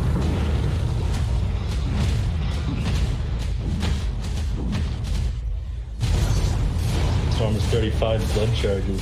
Oh, sorry, bloodstone charges in this game. Going into the Bloodthorn next, he's got 3,000 surplus. Getting close to these tier 5 items. Exorcism used by KheZu, going towards bottom.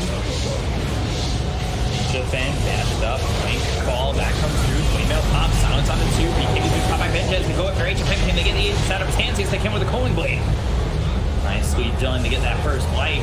You look at where the Death Prophet is in so much trouble. The Aeon Disc is there, but they've got the Electric Vortex, the control of KheZu. KheZu in deep with the Exorcism rolling.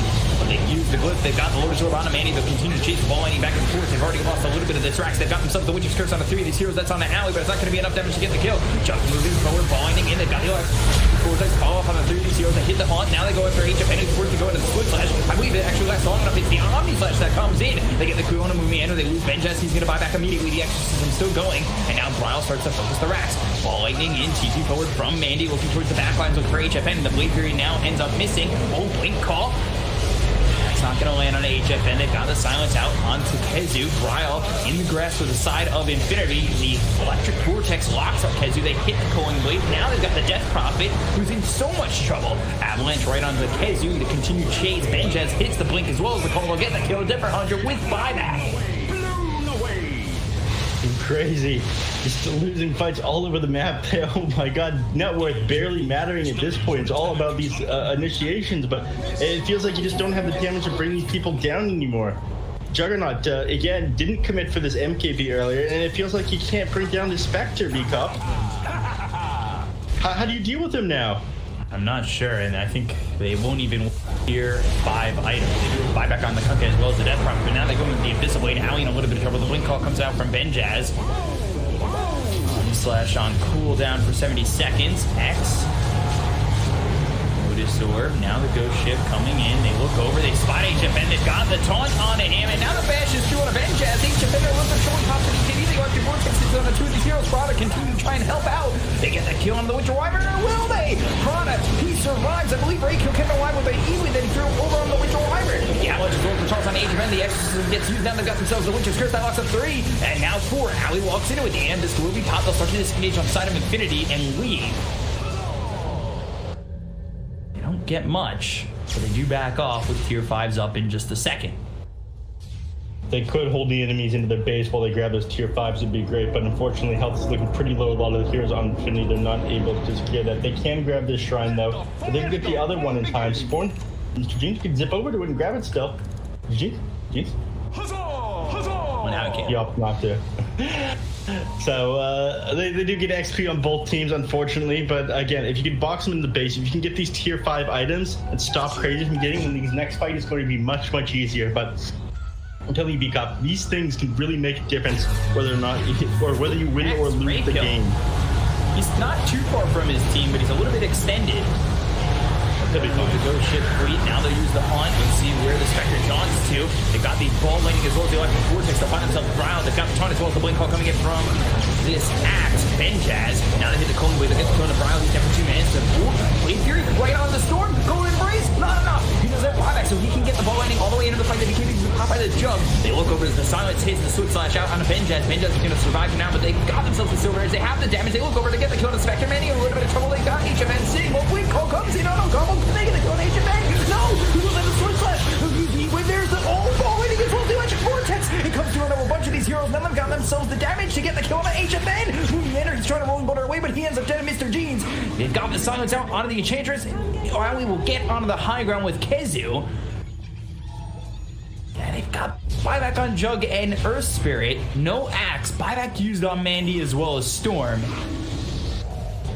It's got to be time to go. You need to try and end while you know this Kunkka's down. He just fought back in that last team fight. You know that he can't get back up. You've timed this. You don't have the ads, but without Kunkka in this fight, I think you can win it.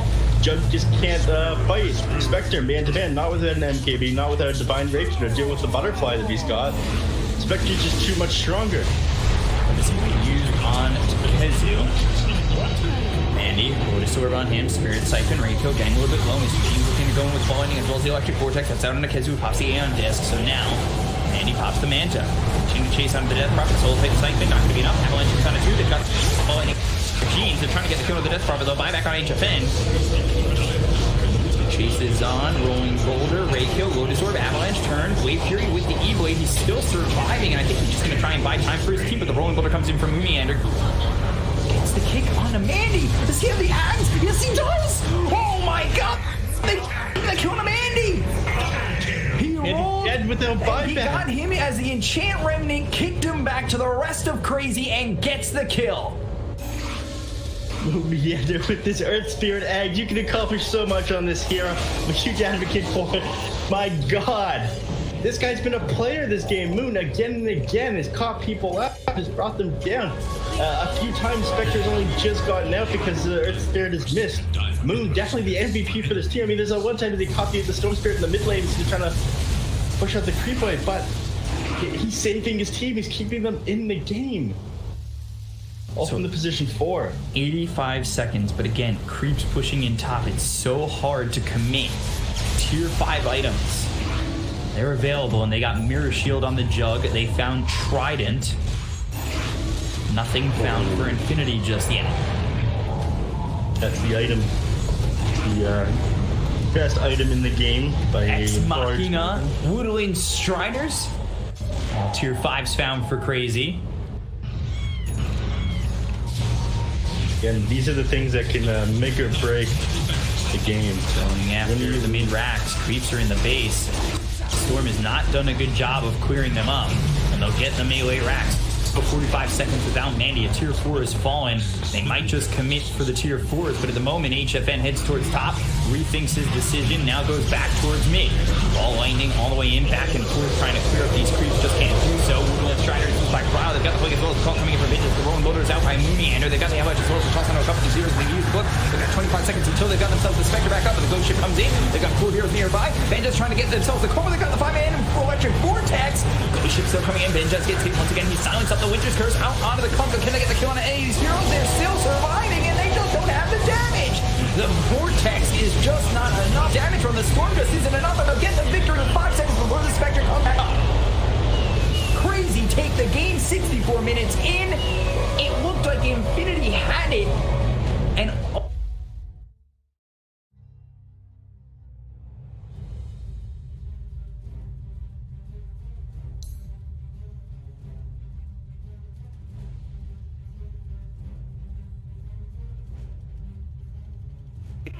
$1,500 gold. He actually is going to go straight into the pipe here. opting to tank up even more. Rolling boulder from Zep misses again, but there's the best bomb, and this time Ohio's in trouble. Roar will come out, they have the magnetize, they get off the silence as well, and Ohio will get right-click down. The exorcism will go from Mushi, doing a decent amount of damage to that aggressive. The Borslow comes through, he has no infest, he has the armlet toggle, needs to be careful, the Spirit Siphon coming out, the glimpse back onto aggressive, gets him back in there. They get the Grave off in time though, the open wounds will come through, they have the kinetic shield. There's the black hole from the low ground, on to 3, Step as well as them are gonna get chewed down, 1500 gold. He actually is going to go straight into the pipe here, opting to tank up even more. Rolling boulder from Zep misses again, but there's the best bomb, and this time Ohio's in trouble. Roar will come out, they have the magnetize, they get off the silence as well, and Ohio will get right-click down. The exorcism will go from Mushi, doing a decent amount of damage to that aggressive. The Borslow comes through, he has no infest, he has the armlet toggle, needs to be careful, the Spirit Siphon coming out, the glimpse back onto aggressive, gets him back in there. They get the Grave off in time though, the open wounds will come through, they have the kinetic shield. There's the black hole from the low ground, on to 3, Step as well as them are gonna get chewed down, 3 dead, Mushi gets a double kill. DJ, are you kidding me, from the low ground? DJ, God, the crowd here just goes insane as he hits the black hole of his life. And likely could just give this one up. The vision advantage with the Hawk does help. But nope, they're ready. They've actually got a smoke. They can bypass the Hawk with this, but there's no way they take this in time. Fnatic need to get out. Mushi is going to be stunned by the boulder smash. They're going to come through. Showit looking for a Ravage. Can't find it. Mushi pops the BKB early. Aggressive blinks in. Pops the Rage as well. Still has his BKB ready to go. They really want to contest this and take it down as quickly as possible. They get the refresher for Ohio. It's coming out. Double Roar is ready. Can they find a kill off of this? Maybe he's walking up with the Silver Edge. Ohio's going to get caught first. Ravage catches onto 2. Black Hole counter initiation. Static Storm on top. Aggressive is low. They get up to Static Storm. Showit pops the refresher. It's not enough. Maybe he's getting chewed through by mid 1. They get up the Roar. They'll lose 2. They'll lose 3. They buy back on the Tide. He's got another Ravage. They have no buyback on Maybe. What an initiation from DJ. Secures another kill, and Tongfu is going to continue to push. They're not done. Mech still hasn't even been used. There's a hook. Hal brought all the way back to the base, cleaned up by the fountain, and waddles his way back to the front lines. Well, like I said, it does waste time, but they kind of need it. I mean, they need to be able to just eliminate somebody from the fight, very similar to what Mu can do for Tongfu. So if he had been a little bit farther up, he would have been able to throw the hook, but the thing is there was a range creep in the way. There it is, yep. Banana going for a ride on the Dindy Express. Welcome to the well. He just goes to Tongfu. And now charging back out. Dindy going to be spotted, and he gets, no, he doomed the Chen. That's a much better choice. Oh, he got him. He got him. Not going to follow it all the way because we got a battle to watch with Puppy. Trying to get away from it, going to be telekinesis back. And they will be able to get him as well. There you so a 1-for-1 trade. And wow, Hal is still alive down there. Engagement breakout as Kuro. Oh, there we go. The hook, got him. Zhan Xing taking the long ride to Shanghai. Welcome home. Navi down. Can you say Mega Creeps? Navi, he got him. One more. This is what you call one for the road. Man, I can't. The game for IG. Who leads the way? I believe it should be Zoe. They're gonna cut for the shorter path. They storm up the river. Patience from Zoe. Waiting in the wings. Navi's about to be caught. Oh, there's the sleep. The surge. He catches everyone. Oh, this could be a total disaster. Vacuum in. Ravage on everyone. The black hole as well. Light of heaven turns it around. Ravage as well. Stolen by Dandy. Are you kidding me? They turn it around. 4 heroes dead. 4 heroes dead. Chuan trying to survive. Chuan's gonna go down. Puppy talked about the Naga counter. It's Light of Heaven with his BKB. They turn it around. I don't even know how they're gonna do it. Standing ovation from the crowd. The last tower will be going down. Start the fight with that global and just try to blow up and get on top of that Zeus right away. Get into that backline. I mean, the Rubik and the Zeus are really starting to be quite an issue for them. Chalice is in with the opener, straight in with the lasso. The tower will fall, but they'll drag back the Ember Spirit into the torrent, cut him down with the Tidebringer. He's dead, but on the side. They find Arme. Arme's dead for 60. Still alive at the moment. And oh, the use! Gets the dodge! Anna up into the end, dodging the Echo Slam. Somnus, he's trapped here in the Sprout. OG, they'll slowly punch down the Kunkka. The stolen Vision Jerax sets up onto FY. OG! But this PL will continue just to BT split push this game out. Get more and more money. And that, for me, is still the biggest problem for Evil Geniuses. Where do you go with this? Fear needs to have that damage-dealing item. But in order to do so, he's got to drop either his TP scroll or sell the Ring of Aquila. And Samel, Blink, Dragon Tail stun. Garda's going to be here with the hookshot as well. They're going to fight Samel. The Colt's Burn bought them a little bit of extra time. And with Samel down and no buyback, Roshan is a very, very juicy target here for CDEC. Yeah, EG are going to know they're going for it, though. First of all, it would be pretty obvious from the lane situation, but they also have a good ward around the river area to see. CDEC are moving in there now. I don't think EG are interested in contesting this 4-on-5, but maybe they can delay it long enough for it to be a 5-on-5 if they Ice Blast and Fissure properly. There is no hook shot. They're all together. PPD, here comes the Ice Blast, ready for the dodge! In from Universe! It's a disaster! CDEC! They're going to get wiped from the face of the earth, apart from aggressive. He'll jump out, but the wombo combo perfectly hits from Evil Geniuses. And now they will take Roshan. Samel is back, they'll get the egg into the Immortal. OG right behind Arme. Gets the jump, finds the Pugner. Vision will not find a stun. Pugner with no buyback. OG, they were really playing with fire. The Hex down the Terrorblade. Spectral Haunt looking for the front line attack, but that's why Somnus goes into the back line. The BKB, they're into the back line. Shaker, he's bouncing around. Hawk shot, and she stuns on the way through. ES is gone. No buybacks available. Have LGD done it? They're holding Anna. Hold him in place. Chalice will find the damage. F5 will die for it. No, really? Anna is actually running away, but it won't stop Arme from blinking up, looking for the tier 3 tower. 2 players left alive for OG. They're the big ones, however. Thompson and Anna on the defense duty. Fortification. It's delayed as much as they possibly can. And now the jump out. Hex, the boy in the bubble. Thompson able to be protected once again. Chalice very, very low on mana. They have a lot, but Arme, he'll change the life with Anna. Thompson needs to be pushed away. Able to do so. FY jumps onto the illusion only, so the hookshot won't be able to connect. But Anna, he needs to retreat. There's so much damage. Anna down. Buyback is available. They still have not taken the mid racks. OG are just trying to delay LGD for the moment. 5 heroes around. The bubble is there protecting the melee racks. Anna, Sunder by once again. The Sunder switches to life. Arme's back up to full health, but the damage from Thompson, it's good enough to kill off the bait. Buyback is there. Somnus leads forward. They just keep bunching them around, but they're still battling from inside the bubble. Pugner will come to the world living LGD. They're going for the GG push. They're going up the tier 4 towers. OG, they have to hold the line. They have the numbers. 7 from the side with a take on Arme, but no! Sunder is back up. It is there. Chalice will fall. They lose the Enchantress. FY pushing around Anna. He's so low. Can they get the dieback on him? You bet your Nelly they can. Arme still very, very low. The blast will kill him off. But buyback. LGD want this now. LGD, or can they? Backing up? No, they're not. Terrorblade. BT's forward. The ball is up. Thompson needs to defend. X-Nova very visible. You've got a very, very low life Mirana. But OG, they can't find the target. X-Nova, he's got the grip. He's got the control. He's got the kill. Thompson is down, but ES is up. Where? The Echo Slam. Oh, there it is. Forward. There's your slam. There's the dunk. There's the play. Jirax, the savior of OG.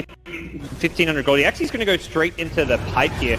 Look, opting to tank up even more. Rolling boulder from Zep misses again, but there's the best bomb, and this time Ohio's in trouble. Roar will come out. They have the magnetize. They get off the silence as well, and Ohio will get right-click down. The exorcism will go from Mushi, doing a decent amount of damage to that aggressive. The Borislow comes through. He has no infest. He has the armlet toggle. Needs to be careful. The Spirit Siphon coming out. The glimpse back onto aggressive. Gets him back in there. They get the grave off in time, though. The open wounds will come through. They have the kinetic shield. There's the black hole. From the low ground. On to 3.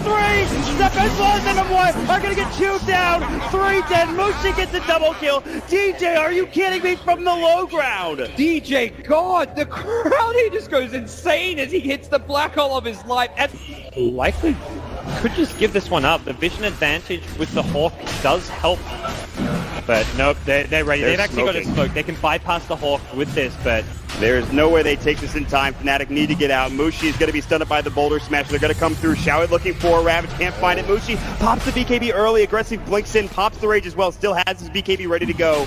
They really want to contest this and take it down as quickly as possible. They get the refresher for Ohio. It's coming out. Double Roar is ready.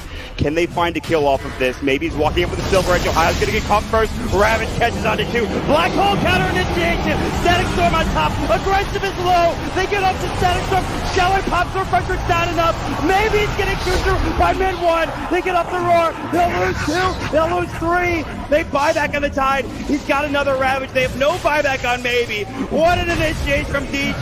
Secures another kill, and Tongfu is going to continue to push. They're not done. Mech still hasn't even been used. There's a hook.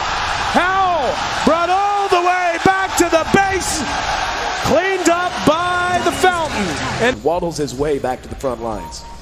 Well, like I said, it does waste time, but they kind of need it. I mean, they need to be able to just eliminate somebody from the fight, very similar to what Mu can do for Tongfu. So if he had been a little bit farther up, he would have been able to throw the hook, but the thing is there was a range creep in the way. And there it is, yep.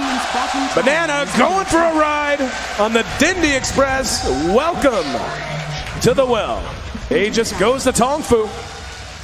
And now charging back out. Dindy going to be spotted, and he doomed to Chen. That's a much better choice. Oh, he got him. He got him. Not going to follow it all the way because we got a battle to watch with Puppy. Trying to get away from it. Going to be telekinesed back. And they will be able to get him as well. There you so a 1-for-1 trade. And wow, Hal is still alive down there. Engagement breakout as Kuro. Oh, there we go. The hook. Got him. Zhan Xing taking the long ride to Shanghai. Welcome home. Navi's down. Can you say mega creeps? Navi, he got him. One more. This is what you call one for the road. Man, I can't. The game for IG. Who leads the way? I believe it should be Zoe. They're gonna cut for the shorter path. They storm up the river. Patience from Zoe. Waiting in the wings. Navi's about to be caught. Oh, there's the sleep. The surge. He catches everyone. Oh, this could be a total disaster. Vacuum in. Ravage on everyone. The black hole as well. Light of heaven turns it around. Ravage as well. Stolen by Dandy. Are you kidding me? They turn it around. 4 heroes dead. 5 heroes dead. Chuan trying to survive. Chuan's gonna go down. Puppy talked about the Naga counter. It's Light of Heaven with his BKB. They turn it around. I don't even know how they're gonna do it. Standing ovation from the crowd. The last tower will be going down. Start the fight with that global and just try to blow up and get on top of that Zeus right away. Get into that backline. I mean, the Rubik and the Zeus are really starting to be quite an issue for them. Chalice is in with the opener, straight in with the lasso. The tower will fall, but they'll drag back the Ember Spirit into the torrent, cut him down with the Tidebringer. He's dead once, but on the side, they find Ame. Ame's dead for 60. Still alive at the moment. Oh, the use! The dodge! Anna up into the end, dodging the Echo Slam. Somnus, he's trapped here in the Sprout. OG, they'll slowly punch down the Kuka. The Stolen Fish and Jerax sets up onto FY. OG! But this PL will continue just to BT split push this game out, get more and more money. And that, for me, is still the biggest problem for Evil Geniuses. Where do you go with this? Fear needs to have that damage-dealing item. But in order to do so, he's got to drop either his TP scroll or sell the Ring of Aquila. And Samel, blink, Dragon Tail stun. Garda's going to be here with the hookshot as well. They're going to bite Samel. The Cogs burn bought them a little bit of extra time. And with Samel down and no buyback, Roshan is a very, very juicy target here for CDEC. Yeah, EG are going to know they're going for it, though. First of all, it would be pretty obvious from the lane situation, but they also have a good ward around the river area to see that CDEC are moving in there now. I don't think EG are interested in contesting this 4-on-5, but maybe they can delay it long enough for it to be a 5-on-5 if they Ice Blast and Fissure properly. There is no hook shot. They're all together. PPD, here comes the Ice Blast, ready for the dodge! In from Universe! It's a disaster! CDEC! They're going to get wiped from the face of the earth, apart from aggressive. He'll jump out, but the Wombo combo perfectly hits from Evil Geniuses. And now they will take Roshan. Samel is back, they'll get the egg into the Immortal. OG right behind Arme. Gets a jump, finds the Pugner. Vision will not find a stun. Pugner with no buyback. OG, they were really playing with fire. The Hex down the Terrorblade. Spectral Haunt looking for the frontline attack, but that's why Somnus goes into the back line. The BKB, they're into the back line. Shaker, he's bouncing around. Haunt shot, she stuns on the way through. ES is gone. No buybacks available. Have LGD done it? They're holding Anna. Hold him in place. Chalice will find the damage. F5 will die for it. No, really? Anna is actually running away, but it won't stop Arme from blinking up, looking for the tier 3 tower. 2 players left alive for OG. They're the big ones, however. Thompson and Anna on the defense duty. Fortification is delayed as much as they possibly can.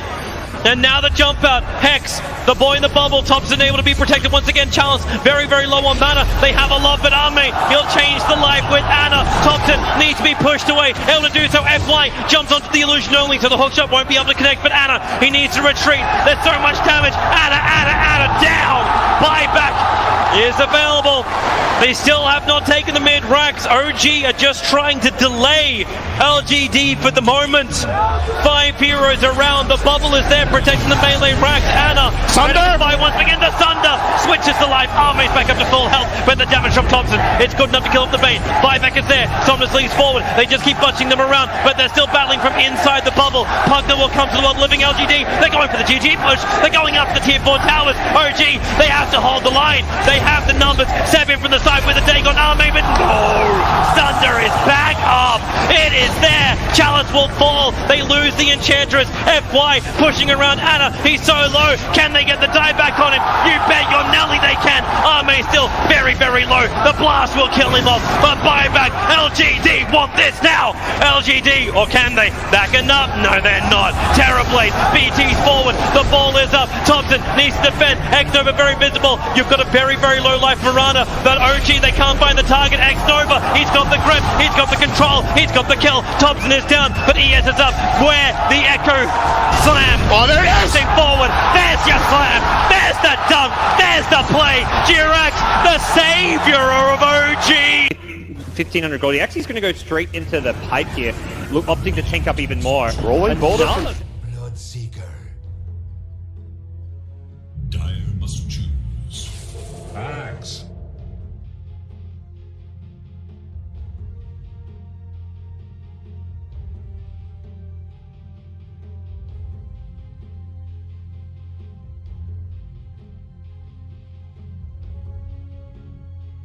Seconds remain. 5 seconds remain.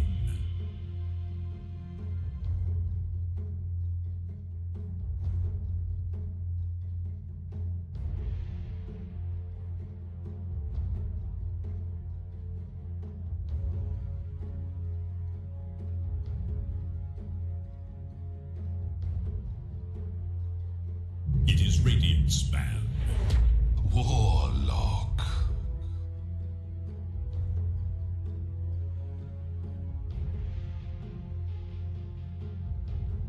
Dire's turn to ban.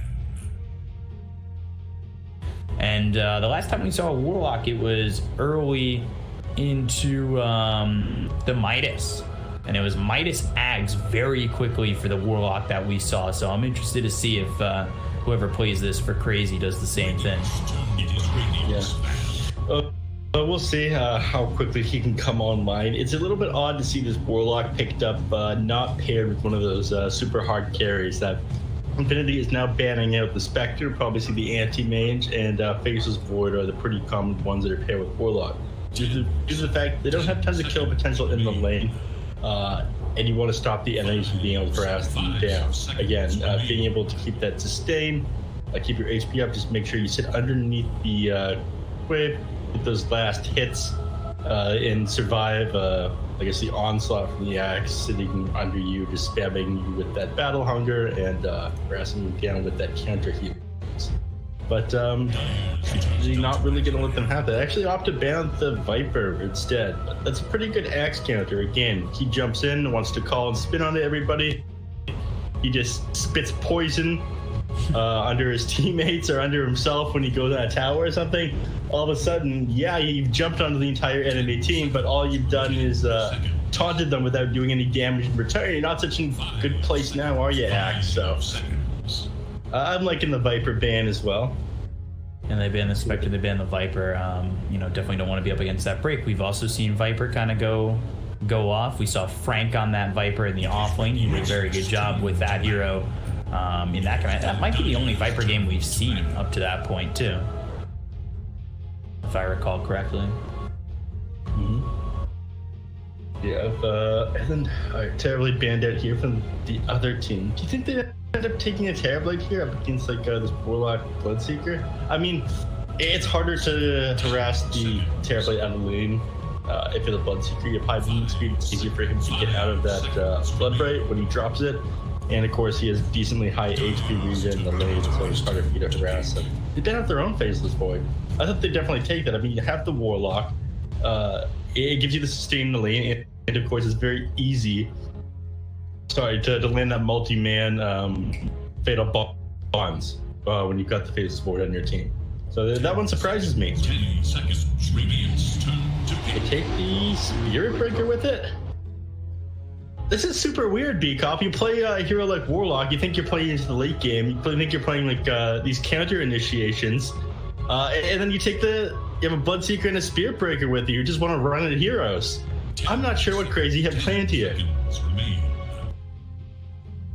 5 seconds.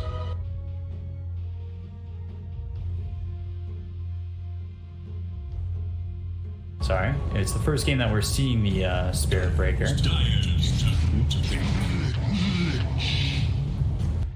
There's the Lich. This one surprises me too. Again, you have that Taras. It's not great against somebody who has all this sustain in the lane, and you're up against a Warlock, which doesn't feel that good to me either. I don't really know what's going on with these drafts. Pick up the Lifestealer next. He is a hard carry, but not a super hard one.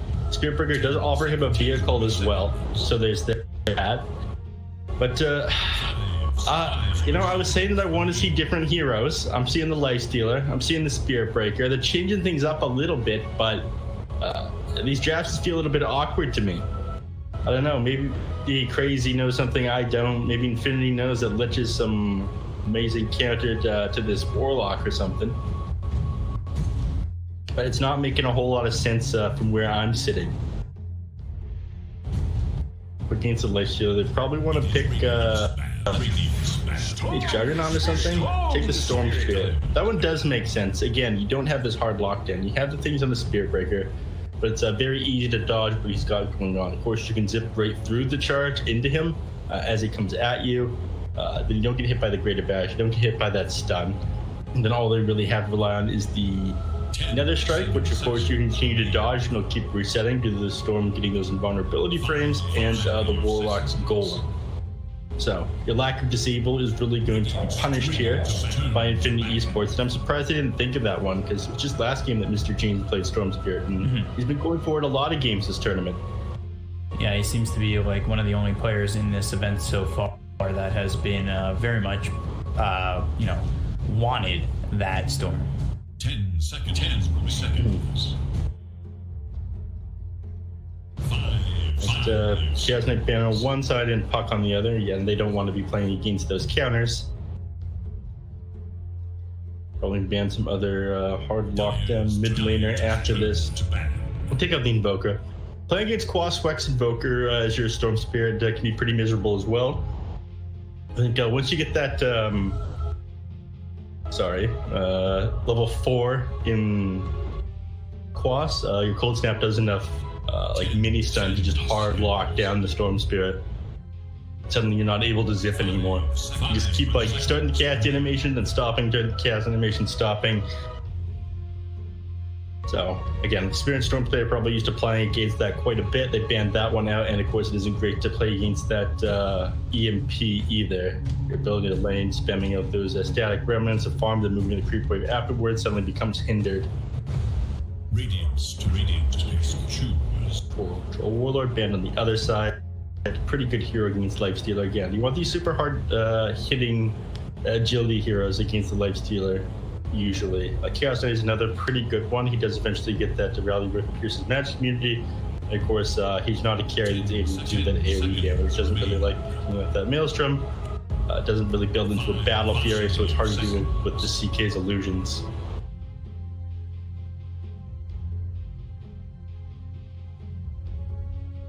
These 2 seconds would a mess in an event. B-Cup, you were a complete mess. There was one time you stuttered, I'm pretty sure. I was very disappointed in you. Held you in very high esteem prior to that. Go for the Ursa on Infinity Esports. Don't worry, guys. I bought a what did I say? 300-foot wire. 300. 200, 300 feet. Did you get the flat boy or the regular? I got the flat one. Flat wire. We'll see if we can make. If it's from my end, I'm not sure. Like if it's my end, because I definitely, it says drop frame 0, and then I don't know. So we'll see. Bryle picks up that Lashrak, pushing potential there, and another one of those heroes level 6 can just go. Yeah, they've been running a little bit more Lashrak than other teams have on Crazy. It's been working for him though. Don't get me wrong. I think it's pretty good. It's already against the Stone Speed again. You're able to you have that stun ability. You got the hard lockdown, and of course you're able to just tear through towers with that Diabolic Edict. So it adds to the aggression. The rest of the lineup on Crazy. I think they're just going to continue to run at them, not give Infinity Esports any space. I think this all comes down to how good of a game that Benjaz gets. Last game, the original Blink Dagger came on a little bit slow, but Benjaz did tons of work with his initiations in that last game. He's definitely the driving force behind them, like starting to come online, I feel. If he isn't able to get his game up, I think everybody else on Team Infinity slows down. Mm-hmm.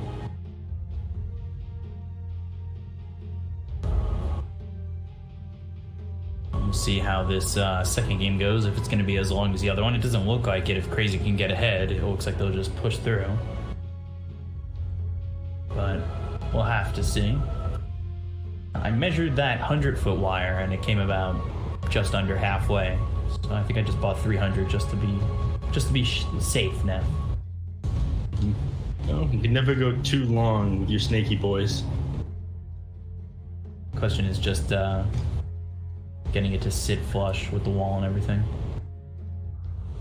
I'm sure you can do it. You're a handyman, B-Cop, but let's go.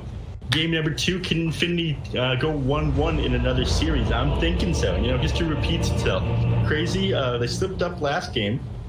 They almost gave it away, but Moomy Meander, he's just too sick. Impact is too high on his position 4. Yeah, that was the save. Like that Enchant Totem was literally the save. Prepare for battle. Mm-hmm. Very, very intuitive. There's a couple times that he just almost completely destroyed Jeans' game as well. Yeah. Like that one roll over one of the Roche pit over here, that was so sick. I mean, the torrent to the one side of him, just about predicting where he was, just rolled a little bit past him. Close. Anyway, enough hyping up Moomiander. Other people deserve credit as well. Definitely the MVP there. Yeah.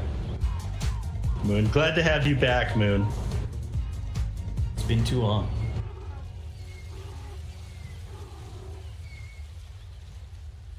Alright.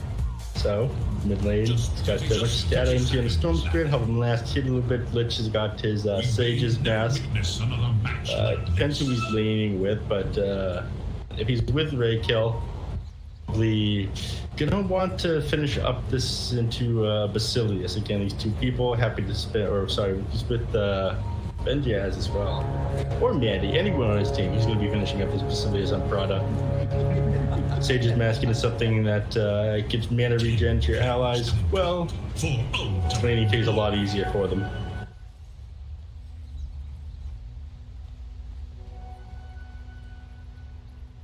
I haven't been liking Lifestealer lately, V-Cop. I didn't touch on that. Why not? I think he's weak. I think he's stupid. I think he's got bad teeth.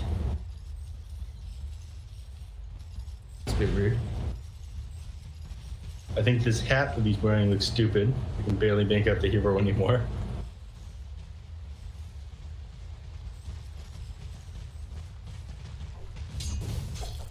but the guy just doesn't do enough damage on his own. You can sustain yourself with the feast, but it feels like if you don't get the good laning phase, your game is just ruined. Them opting just trade super hard into the lifesteal at the start as lifesteal tries to clip him down under fatal bonds, but it doesn't pay off for him. He does have 3 branches and fairy fire on Enchantress here, and double branches bring protection, fairy fire on axe. So very happy to click you back, and at level 2 things are just going to get a little bit harder for you. Again, you will to click him underneath that counter he likes. Last hitting is going to be hard. He's always got that rage-piercing Ripper Skull. So we'll see what kind of impact too that Reikyo has. He was on the Tiny on the last game, this time going on the Mirana. You know, you were using that Avalanche Toss in the late game in conjunction with the Blink Call, but now you have Blink Call, say, an arrow if you want to specifically lock someone down for quite a long time with a long-range arrow that should hit. And you've got this control from the team from Infinity. You know, yeah, the Enchantress was there in the previous game for Crazy, and then it was who's the 5 for Infinity in the last game? Winter Wyvern. So it's going to be different with the Lich. I feel like the impact's just not as there. You know, not much is there from a Lich. Yeah.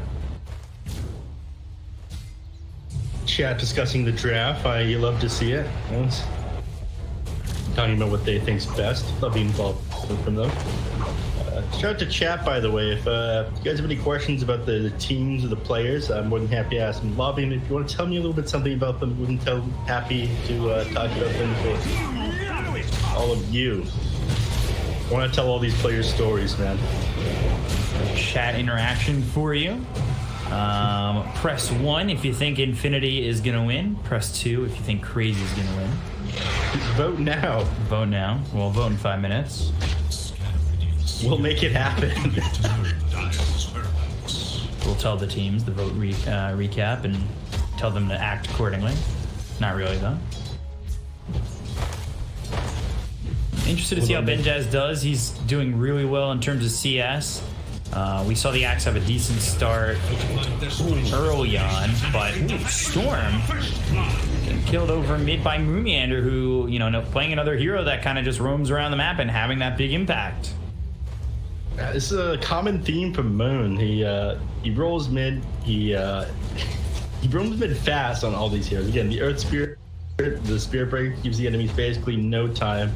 And again, he knows the enemy didn't have vision of him when he did that. He usually does it from an interesting angle as well. Again, it comes at them so fast that, like, I imagine the other team says, okay, finally, oh yeah, Spirit Breaker is missing, probably the same time that Moomiander is just on top of you. I only managed to just move my camera over, and I'm I got Ultra Instinct going on with my Monster Ultra Zero. Just moving my camera around non-stop. But he's setting up again, and this is what you want to do on Spirit Breaker. But 4 minutes into the game, you try to secure the rune for your mid laner, and of course you move behind the tower, so you can charge the enemy from behind. Not only do they not see you coming, but you also push them forward and further back into the enemy mid laner. Unfortunately, that time you did catch him out, though.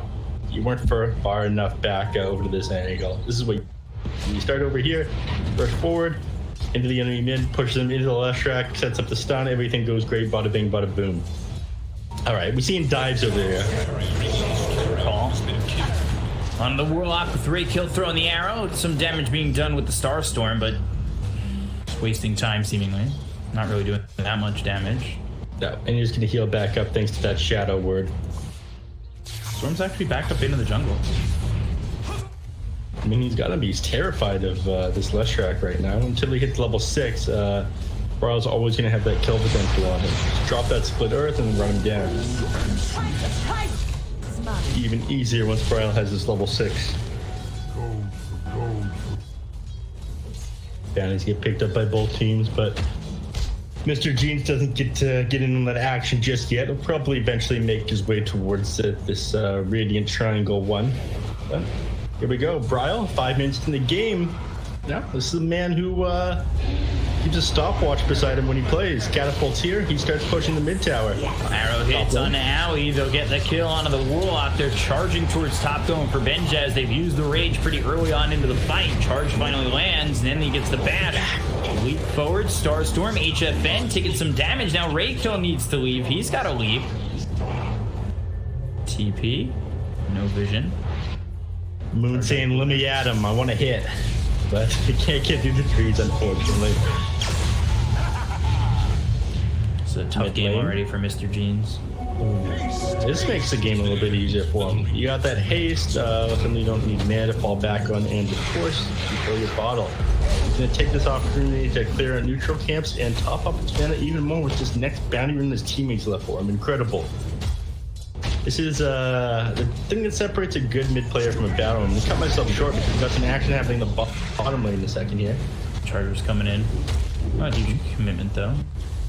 Yeah, you don't want it a bit too hard if that Blood Ray is going to land. The timing was a little bit off, so it didn't manage to line up that Blood Ray with the time that the charge landed.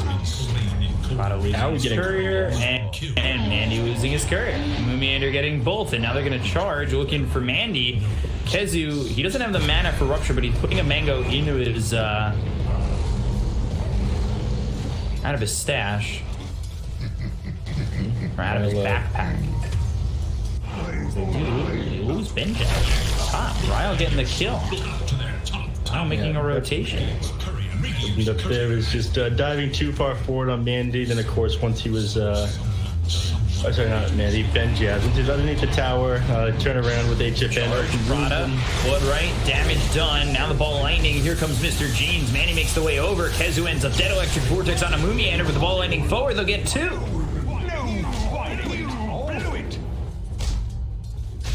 Nicely done by Infinity. Happy turnaround for them after that not so great interaction at top lane. Still, Benjo's doing a decent job at keeping his Lifestealer shut down. Lifestealer is a little bit net worth ahead of him due to having that kill under his belt. 2 kills happening in the bottom lane. He's pleased about that one. They smoke up here. Moomiander out for more blood. Raykill looks like he's gonna fall. Split Earth. Go caught. Split Earth. That land after the bash? Yep. Wasn't sure. It looked like it might have missed. Always pull open that death summary. Damage by hero done. Pull it open. 143 from the Split Earth. I'm getting good at this whole caster thing. I've been using all these tools that I never previously used. Bottom lane. Gotta watch out for that DD Storm. And he's had rune control and he's trying to do something with it. Meanwhile, mid charge out onto the lit. Prada. Well, it's just him against Moomiander, and Moomiander looking to leave, but here comes the storm. Ball lightning in, Cryo coming over, means to be careful from the low ground. There's the stun. Mr. Jeans, he's okay. They've used the Infest, they'll get the kill on a Prada. They look over at Mr. Jeans, who uses the ball lightning. They don't have any mana left on the Lestrak, who gets hit by the arrow, but has the Shadow Word to fall back with. This is an interesting combination. Again, it does top up Lestrak's HP, and it makes him move a little bit faster when he's inside him as well. Ross says, get in, nerd, we're going hunting. Is he going to leave? Certainly he's going to leave eventually. This is your hard carry. You need to be going and farming. Get out of there. No, they're going to charge. They're going to go for this kill. It's... Or at least you think they would. He's griefing him right now. He refuses to leave. This is like, do you remember that position 4, position 5 Lifestealer for a little while? Mm-hmm. We just play AFK Dota. It was ridiculous. That was some low skill, boring shit, and it worked. I don't want to see any of that from Crazy. These are high skill players.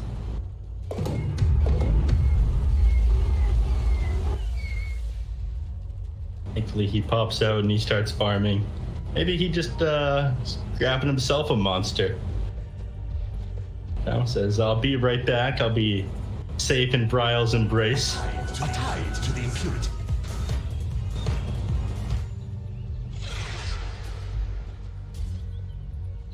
He's definitely slowed down his farm a little bit from that, and he's been Benjaz have a pretty good time. With 10 minutes in the game, he's 550 gold away from his Blade Dagger. Once he gets this online, once he gets a blade mail again, it's gonna be pretty scary for the Leshrac. You got Pulse Nova and Diabolic Edict on. Ooh, speaking scary, bottom lane. Put it right down. Ryle goes down to Prada. They've got the Rupture on a Mr. Jeans. Kezu on the run. Prada ends up dead. Moomiander doesn't have a charge for 7 more seconds. What, right? Arrow hits. Mr. Jeans, I feel like he's too low to want to commit. Although Moomiander stayed close enough where he's just going to get the kill regardless. That charge only to the creep wave. He just kind of sits around, so Mr. Jeans never too low for him to go in there, and he sends himself out a couple clarity, so right to the jungle with him. Royal Jelly helped him reboot faster as well. And Infinity, things looking pretty good for them. Axe just with the gold for his Blink Dagger. This is what I was talking about before that last team fight. I think it's very scary for them here. Once he has his Blade Mail, Lesh has got the Diabolic Edict and the Pulse Nova on top of 1 hero. Suddenly Axe somebody with the Blade Mail, your game's ruined. You're getting blown up. He's almost got the Yules done, so they'll help get the Axe off of him afterwards. Of course, if Axe tries to blink all of his heroes, stop him doing counter heroes as well. Moon once again out for blood, but he's probably going to have to cancel this charge. It's just too far back on Mandy. Don't do it, Moon.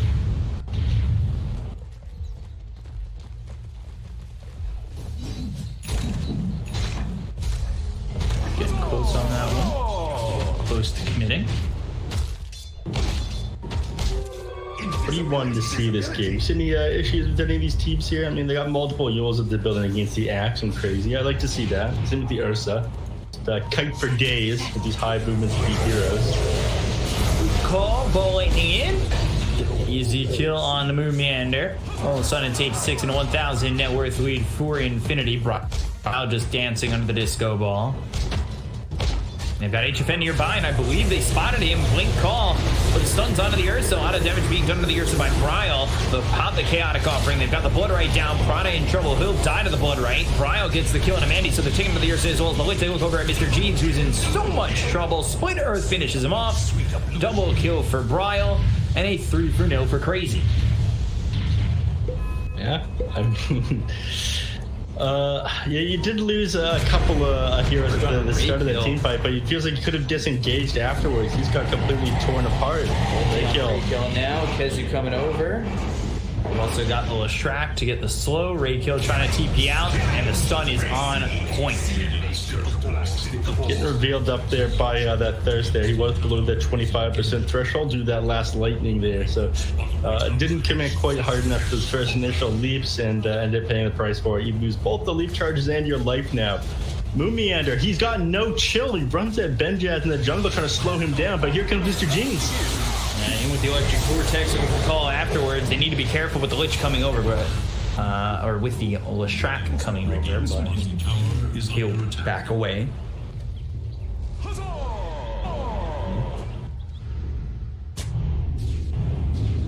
Bryle just chilling in his mid lane, but doesn't feel that safe without Moon alive. And of course, now that he knows that Axe has the Blink Dagger, he sits very far back. This is a repeat of the start of the last game, though. Things start to look good for Infinity. Crazy take control of the map. They have more towers than the enemy. I mean, doing a better job this time around, yeah, but it just feels like Crazy better at controlling the map, better at taking objectives on Infinity.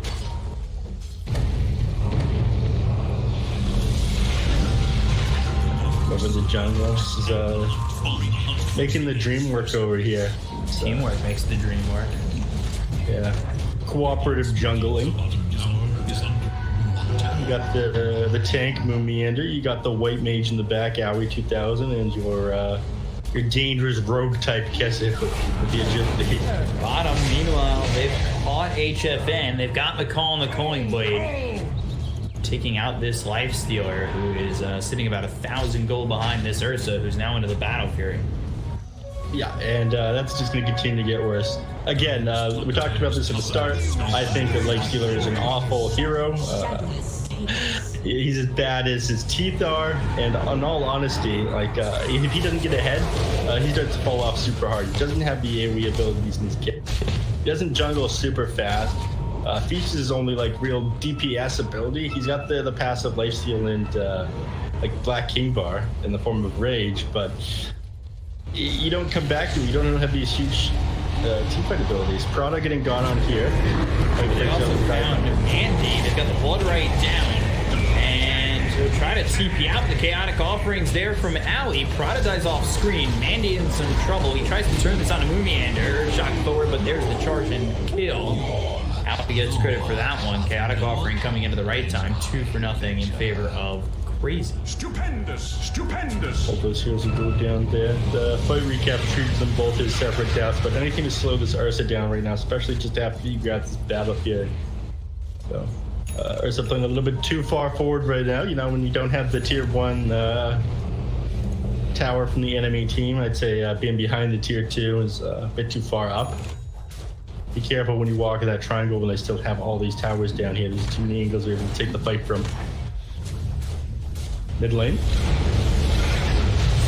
On the Marauder. Card is coming in. Shade Frost committed. Can I get a moo? Oh, I can't get a moo. Unfortunate. This isn't the moon I know. The moon I would know would be a little massive moo war cries. He continues to charge into the base to get Ray kill here.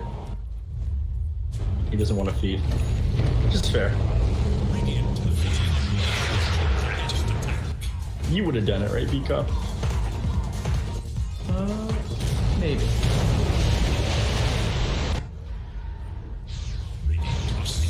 Roach pit. Can they sneak this? That's the question. Oh no. Comes in and he'll stun Ursa, charge out onto the Ursa. Now they've got the fear. Both Brown as well as Moomiander, they take out one, they lose that Benjaz. We go for the Warlock, Electric Vortex, Blood Right down, Kezu. And it doesn't land. Mr. Gene's ball lightning's away and out of the Blood Right, but he's out of mana. Crazy, if they can get away with getting Roche, that would be massive. No Ursa, no Axe. I think they will. Huge damage coming out of the start. Yeah, they can't stop them. All the lead. Oh no. Close. Stun is there, kill is there, Ray kill dead. He had to try.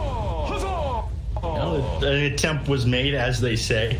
But at the start of that fight, too much damage coming out from that Fatal Bonds and Lashrak combo. Again, just tearing through the enemy team with that Pulse Nova and Lightning Strike.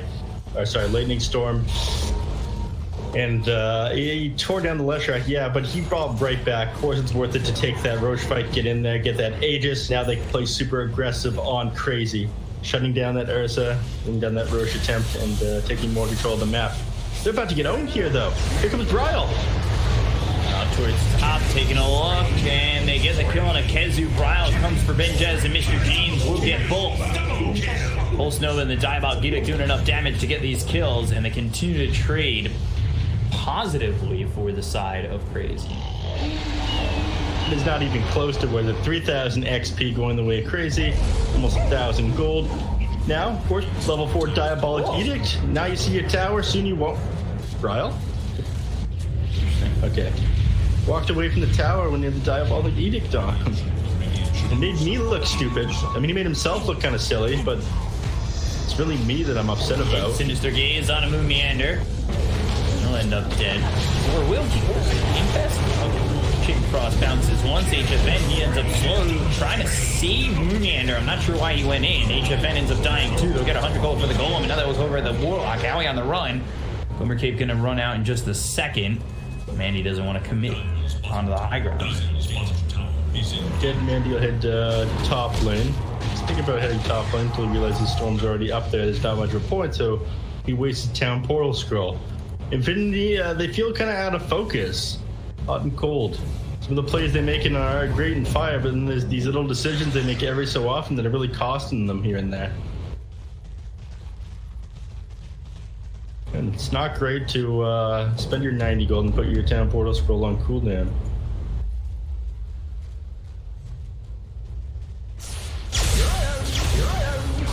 Everyone's playing pretty close to Mandy right now. Revealing themselves, so I don't think they're going to charge onto him again.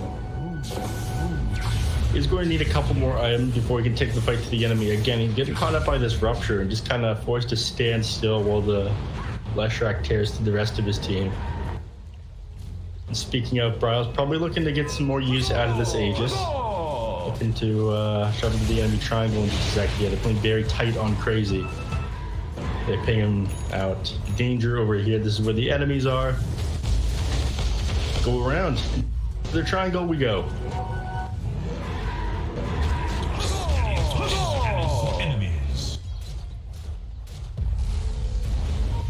Infinity back out of the triangle though, so they're just trying to dodge. They know, all right, we got the Battle Fury on Ursa. He's got Sanjay and Yasha, but we're gonna out farm me if we dodge these fights for now. So we're more than happy to dodge these fights for now. Have fun not farming, I guess. Again, you can see this the XP and net worth swings here. Like every time you take a team fight, Crazy winning. Then of course they've done nothing in the last minute or two, so it's in their favor. But here we go. Ooh, Sinister Gaze. Charge onto Mandy in the right place, right time. Mandy trying to TP out. Moonlight Shadow is used. He will escape, but Prada will not. However, that is well worth it. Prada tanking the gank for his carry and grab him with the Sinister Gaze mid-charge. This guy's a gamer. Dies for his carry.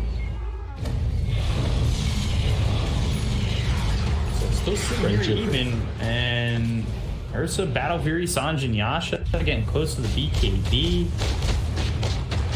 Once he has his BKB, then maybe a basher afterwards, he really start taking the fight to them. Until then, again, you got to be really worried about this Leshrac. It's easy for him to kite you.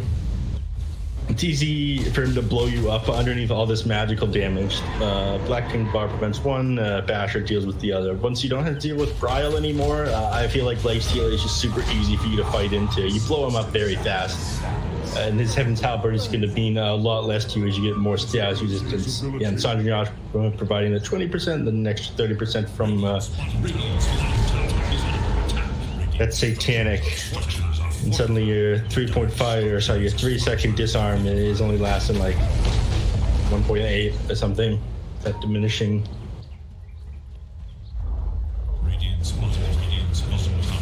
Meander. Benjaz charge comes in, TP's over to the outpost. Now they've got the call. He's trying to run, but the first hit bash. Now the blood right down. That won't land, but they've got the chase. They have the infest. They'll pop and get the kill on this axe. The squad's all here. They blow you up. Mr. Gene saw how the was unfolding and immediately decided to get out instead of committing at all. So the enemy's anyone anywhere near here. The question is, can he blow up Bryle? The answer, no. Orchid's not doing shit. He's got Yule Scepter. He's got 2,000 HP with his Bloodstone. He's gonna be fine. Charge deep onto the Ursa. Pops the ult.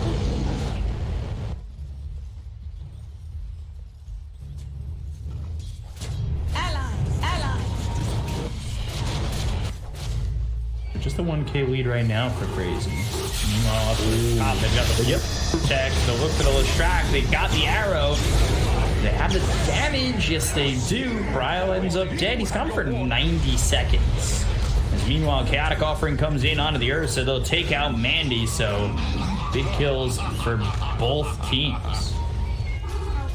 Yeah, I definitely say more worth it for Crazy. Again, Bryle, the last time he died was when they took that Roche fight over here. It's been a while now. Got the Aegis afterwards, never ended up using it. But that was well played there by Crazy. You see everyone committed super hard. Getting on a Meander, and now HFN moves forward. They go after the Warlock. All lightning all around. Charge comes through onto the Storm. Chain Frost bouncing around from Prada, not doing a lot of damage. Do end up killing Owie, and they'll look for more. Sinister Gaze, blood right down, silence onto a couple. It's actually, well, the Mirana quite low who ends up dying to Owie, and now Prada falls to HFN.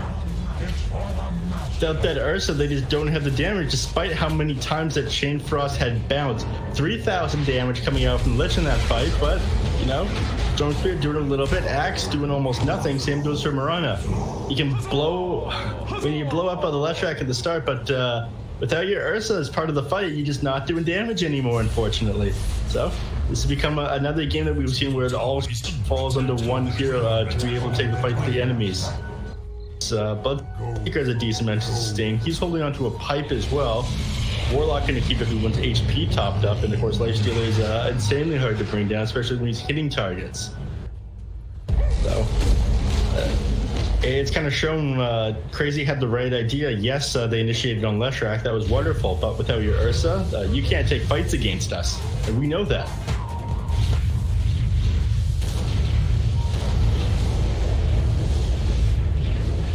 They play a little bit tighter with the Ursa here.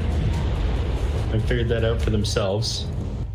Mandy really needs his BKB complete so he doesn't get blown up. He'd take fights against this Lifestealer pretty easily, but again, he's got to be worried about Blood Rates, he's got to be worried about Ruptured, and some of this magic damage from the enemy team.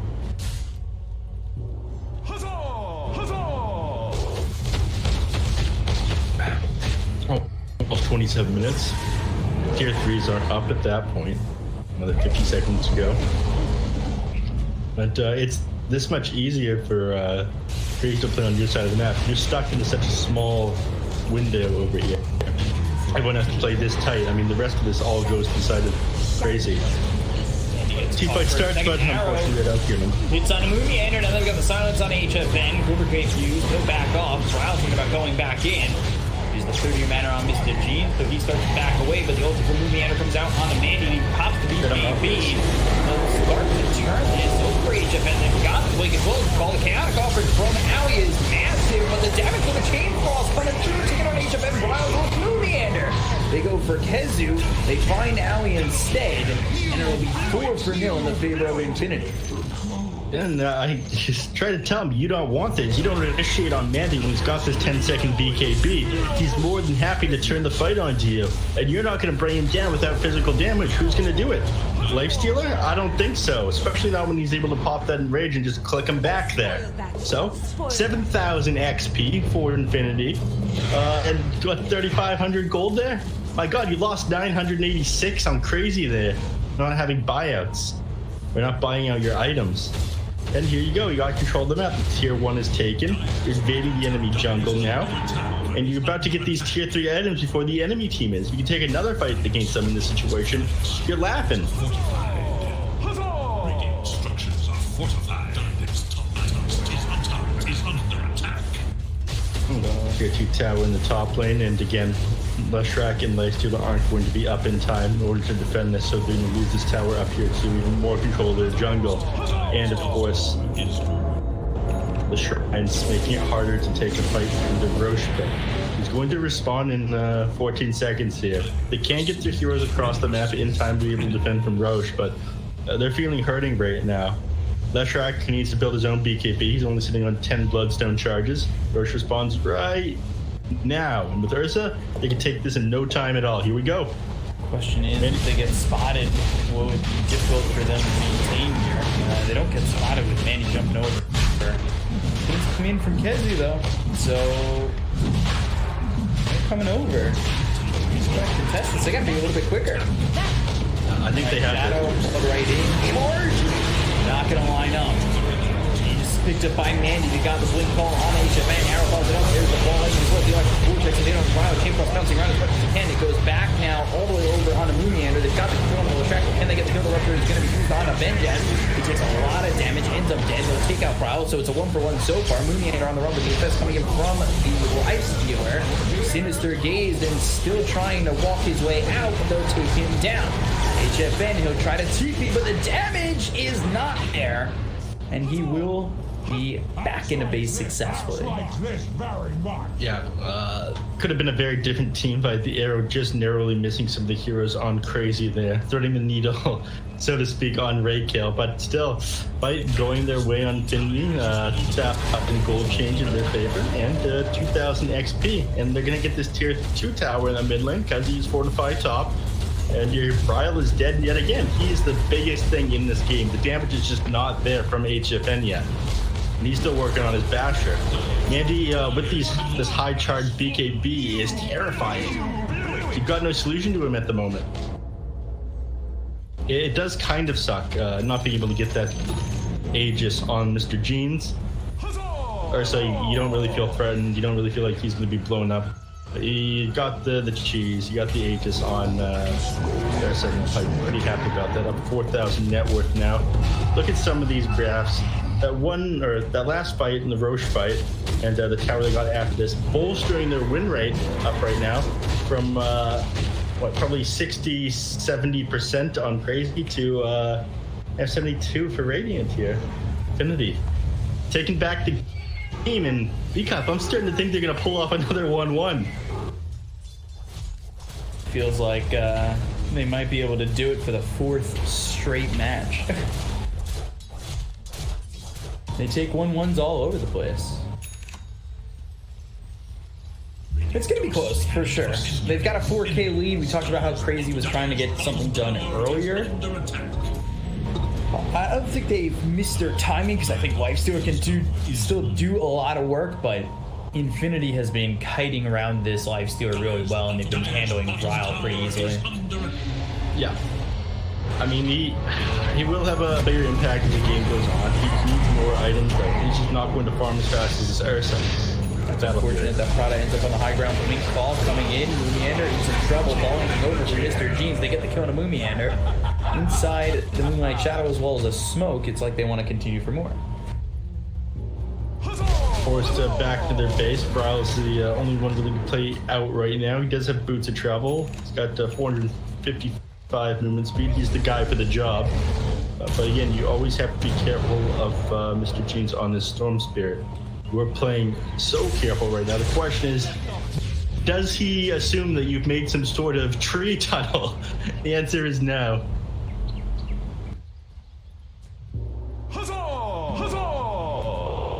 Bryle just moves to the top lane from there. Again, making excellent use of these travels, keeping the lane shoved out and keeping up his farm.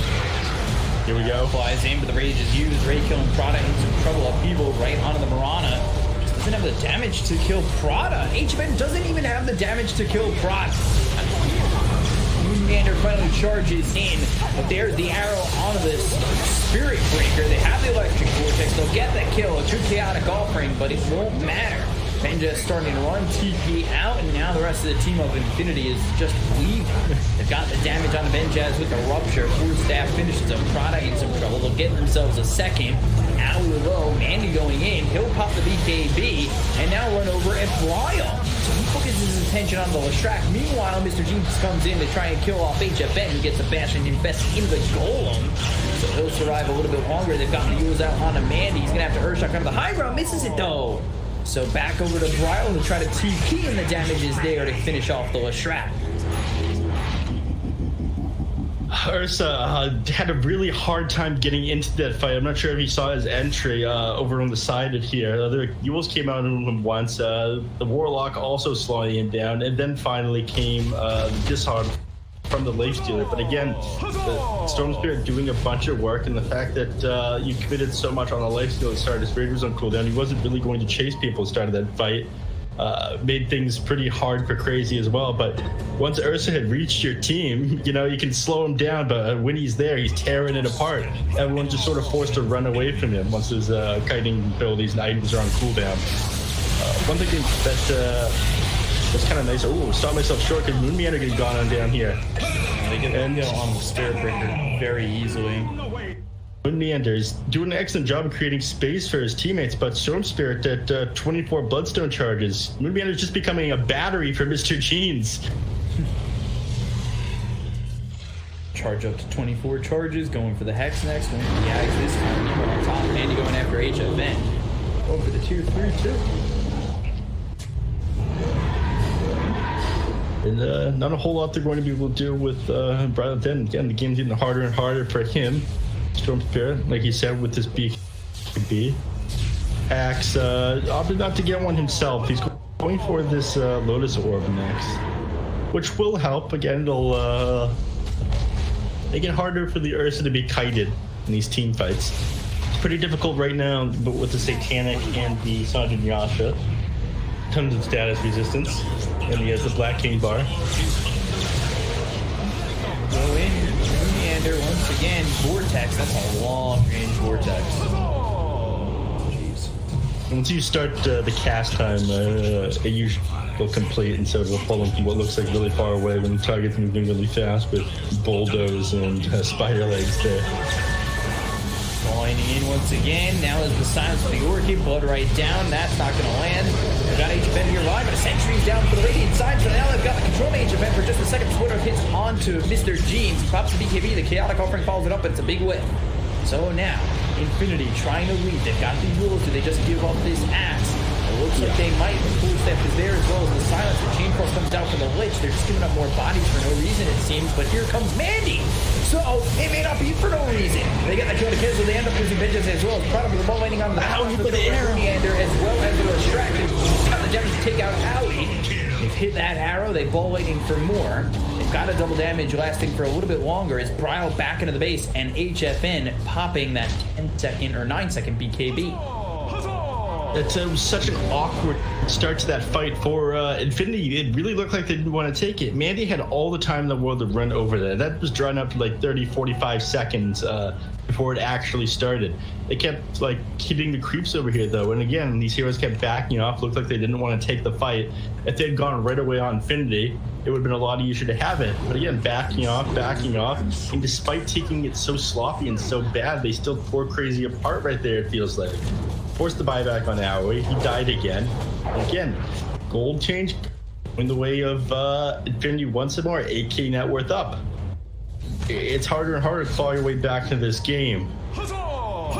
Lifestealer's forced to build a BKB as well because he is playing against the Storm Spirit. He's tired of that Orchid landing onto him. But if you're forced to build a BKB as part of your kit, your allies aren't able to build like a Lotus Oak for you, so you can get off this break. Wing call on a Moonyander, he gets caught again. Yeah. Tier 4 items now up. G-Plant from Brile, Minotaur Horn from Mandy, but he's gonna keep this Titan Sliver here. Again, giving him even more status resistance, just making himself impossible to kite. It's almost hit level 25 as well. If he goes for that Earth Shock or Overpower attacks, we'll see here. Either way, this will make him even scarier in this next team fight. Yeah, plus 480 AoE Earth Shock, so he's hitting everyone with this now, and everyone's going to be moving very slow, trying to get away from him. I know this is feeling extremely rough. Sheepstick on the Storm Spirit, going for Lincoln Sphere next. Feels like they have just about everything they need to end this game. Lifestealer not quite done as a Bezel Blade. I think if you go for it right now in Infinity, you win. You don't wait for a couple more items on Crazy. You go, go, go. Could be the thought. I might wait for Roshan though. Responds another 40 seconds here. This is the one that's going to have the eggs or refresher shard. An Egg Scepter on any of these heroes would be amazing. Yeah. When I say any, I mean Give the bottle to Mr. Jeans. They give him the double damage. The charge coming through onto the axe. Now they've got the old Split Earth lands, blood right down. Benja's in trouble. Benja's in very quick.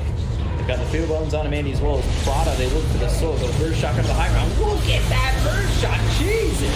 They go for the ball ending as well as the electric vortex onto the Lestrange. Oh my god. That is such an earth shock. Yeah, it's the cosmetic. It covers your screen. These fights from Infinity, again, they feel so awkward.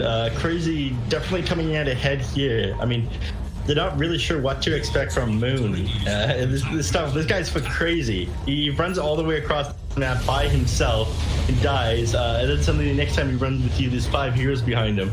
So he's keeping you guessing. Roshan has respawned. It's got the Refresher Shard on it, so they definitely prefer an Aghanim Scepter, but Refresher Shard is not bad either. I mean, if you could steal this on Crazy and get like a double Warlock Golem, double Fatal Bonds, you'd be able to take a fight finally, but Mandy clearing through this very quickly with his double damage here. Stuck. Here we go. Pressure Shard's on the ground, boys. Pick it up! Now they're going to go in further. They may not even need the pressure shard. They've got themselves the Chaotic Offering coming in as well as the charge coming out from Moonyander. They've got Bro down pretty low. He doesn't end up dead. He survives thanks to help with that magic plant. Gets the damage. Taking up the axe. He's dead for 94 seconds without buyback. They've used the Bloodstone. Bro surviving for a little bit longer. Mr. Jeans goes in with the ball landing, but he's low on mana. Now HFN gets the kill on the front of the Mules. They've got themselves the blood right down. He needs to be careful about how far he goes in. They don't get the kill on the track, and now looking on the back lines, HFN, he's trying to run with the rage. But the silence onto this storm. They've got the hex. Plan, swing up a couple of these heroes, blinding forward. Mr. Jeans low on mana, not much he can do, but he's got the electric vortex on the infested warlock. They get the kill. HFN ends up pumping. They've got themselves the order, but the damage coming through onto this storm is enough to get the kill. Looks, look at Mandy. He eats the cheese. He survives for now. Pops the ulti. Looks at Brian, gets the kill. Oh, Shrek! Mr. Jeans with a double kill, and now they go after this Bloodseeker, one shot away from dead. Triple kill from Mr. Jeans. Looks over at Mr. Lumiander. Mr. Jeans looks over at Lumiander. Raykill gets that one. They bought back on the Bloodseeker as well as the Shrek. They're trying to chase, and they are low on mana for Mr. Jeans again. So he needs to start to back off. It's a 66.4, now 126.4 mana regen, so he might be able to go back into this one if they chase too far. However, Crazy will cut their losses and let them lead. These fights are absolutely insane. Again, the way that Crazy is able to take them is so wonderful. Once Infinity gets on top of them, great, but it feels like Mandy's pretty far away. There's a lack of communication here, I think, from Mr. Jeans. You have the heroes to end this, you have the farm to end this, but Crazy's just taking these fights better than you. It feels so awkward, but it's an uphill struggle for them for sure. Aoi, again, playing an amazing game, keeping Bridal alive several times there with the Glimmer Cape and keeping him healed up with the Shadow Word, 4-staff, ultimate support play. I think Mr. Jeans just needs to carry detection on him. He needs to be the one to run in with the gem. Like his free slot he's got right now with the clarity in it. Hold dust, hold a gem of true sight or something. Because this Glimmer Cape has saved people a number of times now. With Shaco. It's a nice one. Picked that up on Warlock or Bloodseeker or something. Yeah, 3000 HP Bloodseeker. Not bad. Blinding all the way over, they've got themselves the Hex. Again, there's the 4-staff, there's the Glimmer. You need detection on the Storm Spirit, please. It is everybody's responsibility to carry detection. Maybe looking for Divine next. Did they end up picking up that refresher shard? They did, yes. Ursa ended up grabbing it eventually. But he just sort of sat inside the pit at the start of the fight, playing with his item because his backpack was full of gold. Coming in, misses. There's Blink Forward as well as the call on the Brian. Brian a little bit of trouble. They got the Chaotic offering coming through from Al. Abyssal Blade used onto Mr. Jeans. Pops BKB, but blinding away. They've still got the axe right on top of them, but there's Chain Cross bouncing back and forth. It's not going to do that much damage. They've got Lumiander coming through with the ult on Mandy. Goes onto the high ground, goes for the Rage, tries to TP out, and does so. But Benjaz, he is dying very quickly in these fights. Not as strong as he was in the first game on his axe. I'm starting to get angry at this point. Again, that was the Glimmer Cape onto Leshrac that allowed him to live there. This is getting ridiculous, Speak Up. It's been up speed, frustrating, that's for sure. This is supposed to be pro Dota. You carry detection.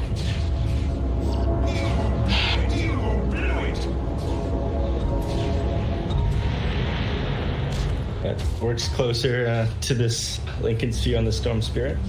Wants to hold the ball instead of dust or a gem. Again, 16k up. Your Ursa puts that lifesteal to shame, to be sure, but you're still not able to close out this game, and he feels like he needs more damage. He's going Divine Rapier on this Ursa. That's not the issue here. The issue is you guys need better team fights. You guys need to be in position when Crazy initiates. You need to be carrying detection to deal with the Aoi's Glimmer.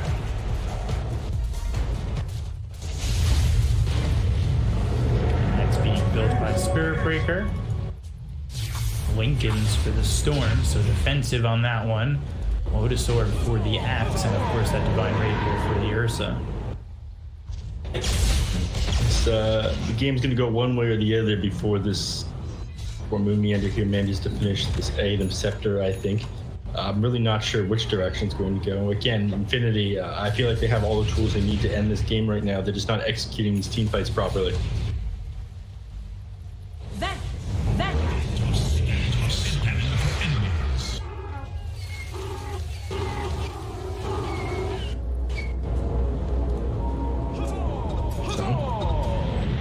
Take the outpost. 5 minutes in, the Divine Rapier is complete. Everyone's grouped up here under Moonlight Shadow and Smoke. They want to take a fight, but everyone's sitting on the triangle and the Dire. This is the safest place for them outside of their own base. They can get the enemies to walk up. Arrows. And they'll find Moon Meander, but the Abyssal comes up from each event. They have the split earth hitting on an axe. They get the kill on Moon Meander. Start this off. They look over at each event with the Divine Rapier as well as the Abyssal. The Chain Frost starting to bounce around on the back lines. They look over at each event who infests into the Leshrac. Now, Ryle trying to run. Chain Frost goes back on a Howie. They'll get the kill on the Warlock. Now they're going to have buyback. Take out Leshrac dead for 2 minutes. Abyssal Blade on the Light Stealer. Down goes HFN. 4 heroes gone. The only one surviving is Kezu. And GG is called by Crazy.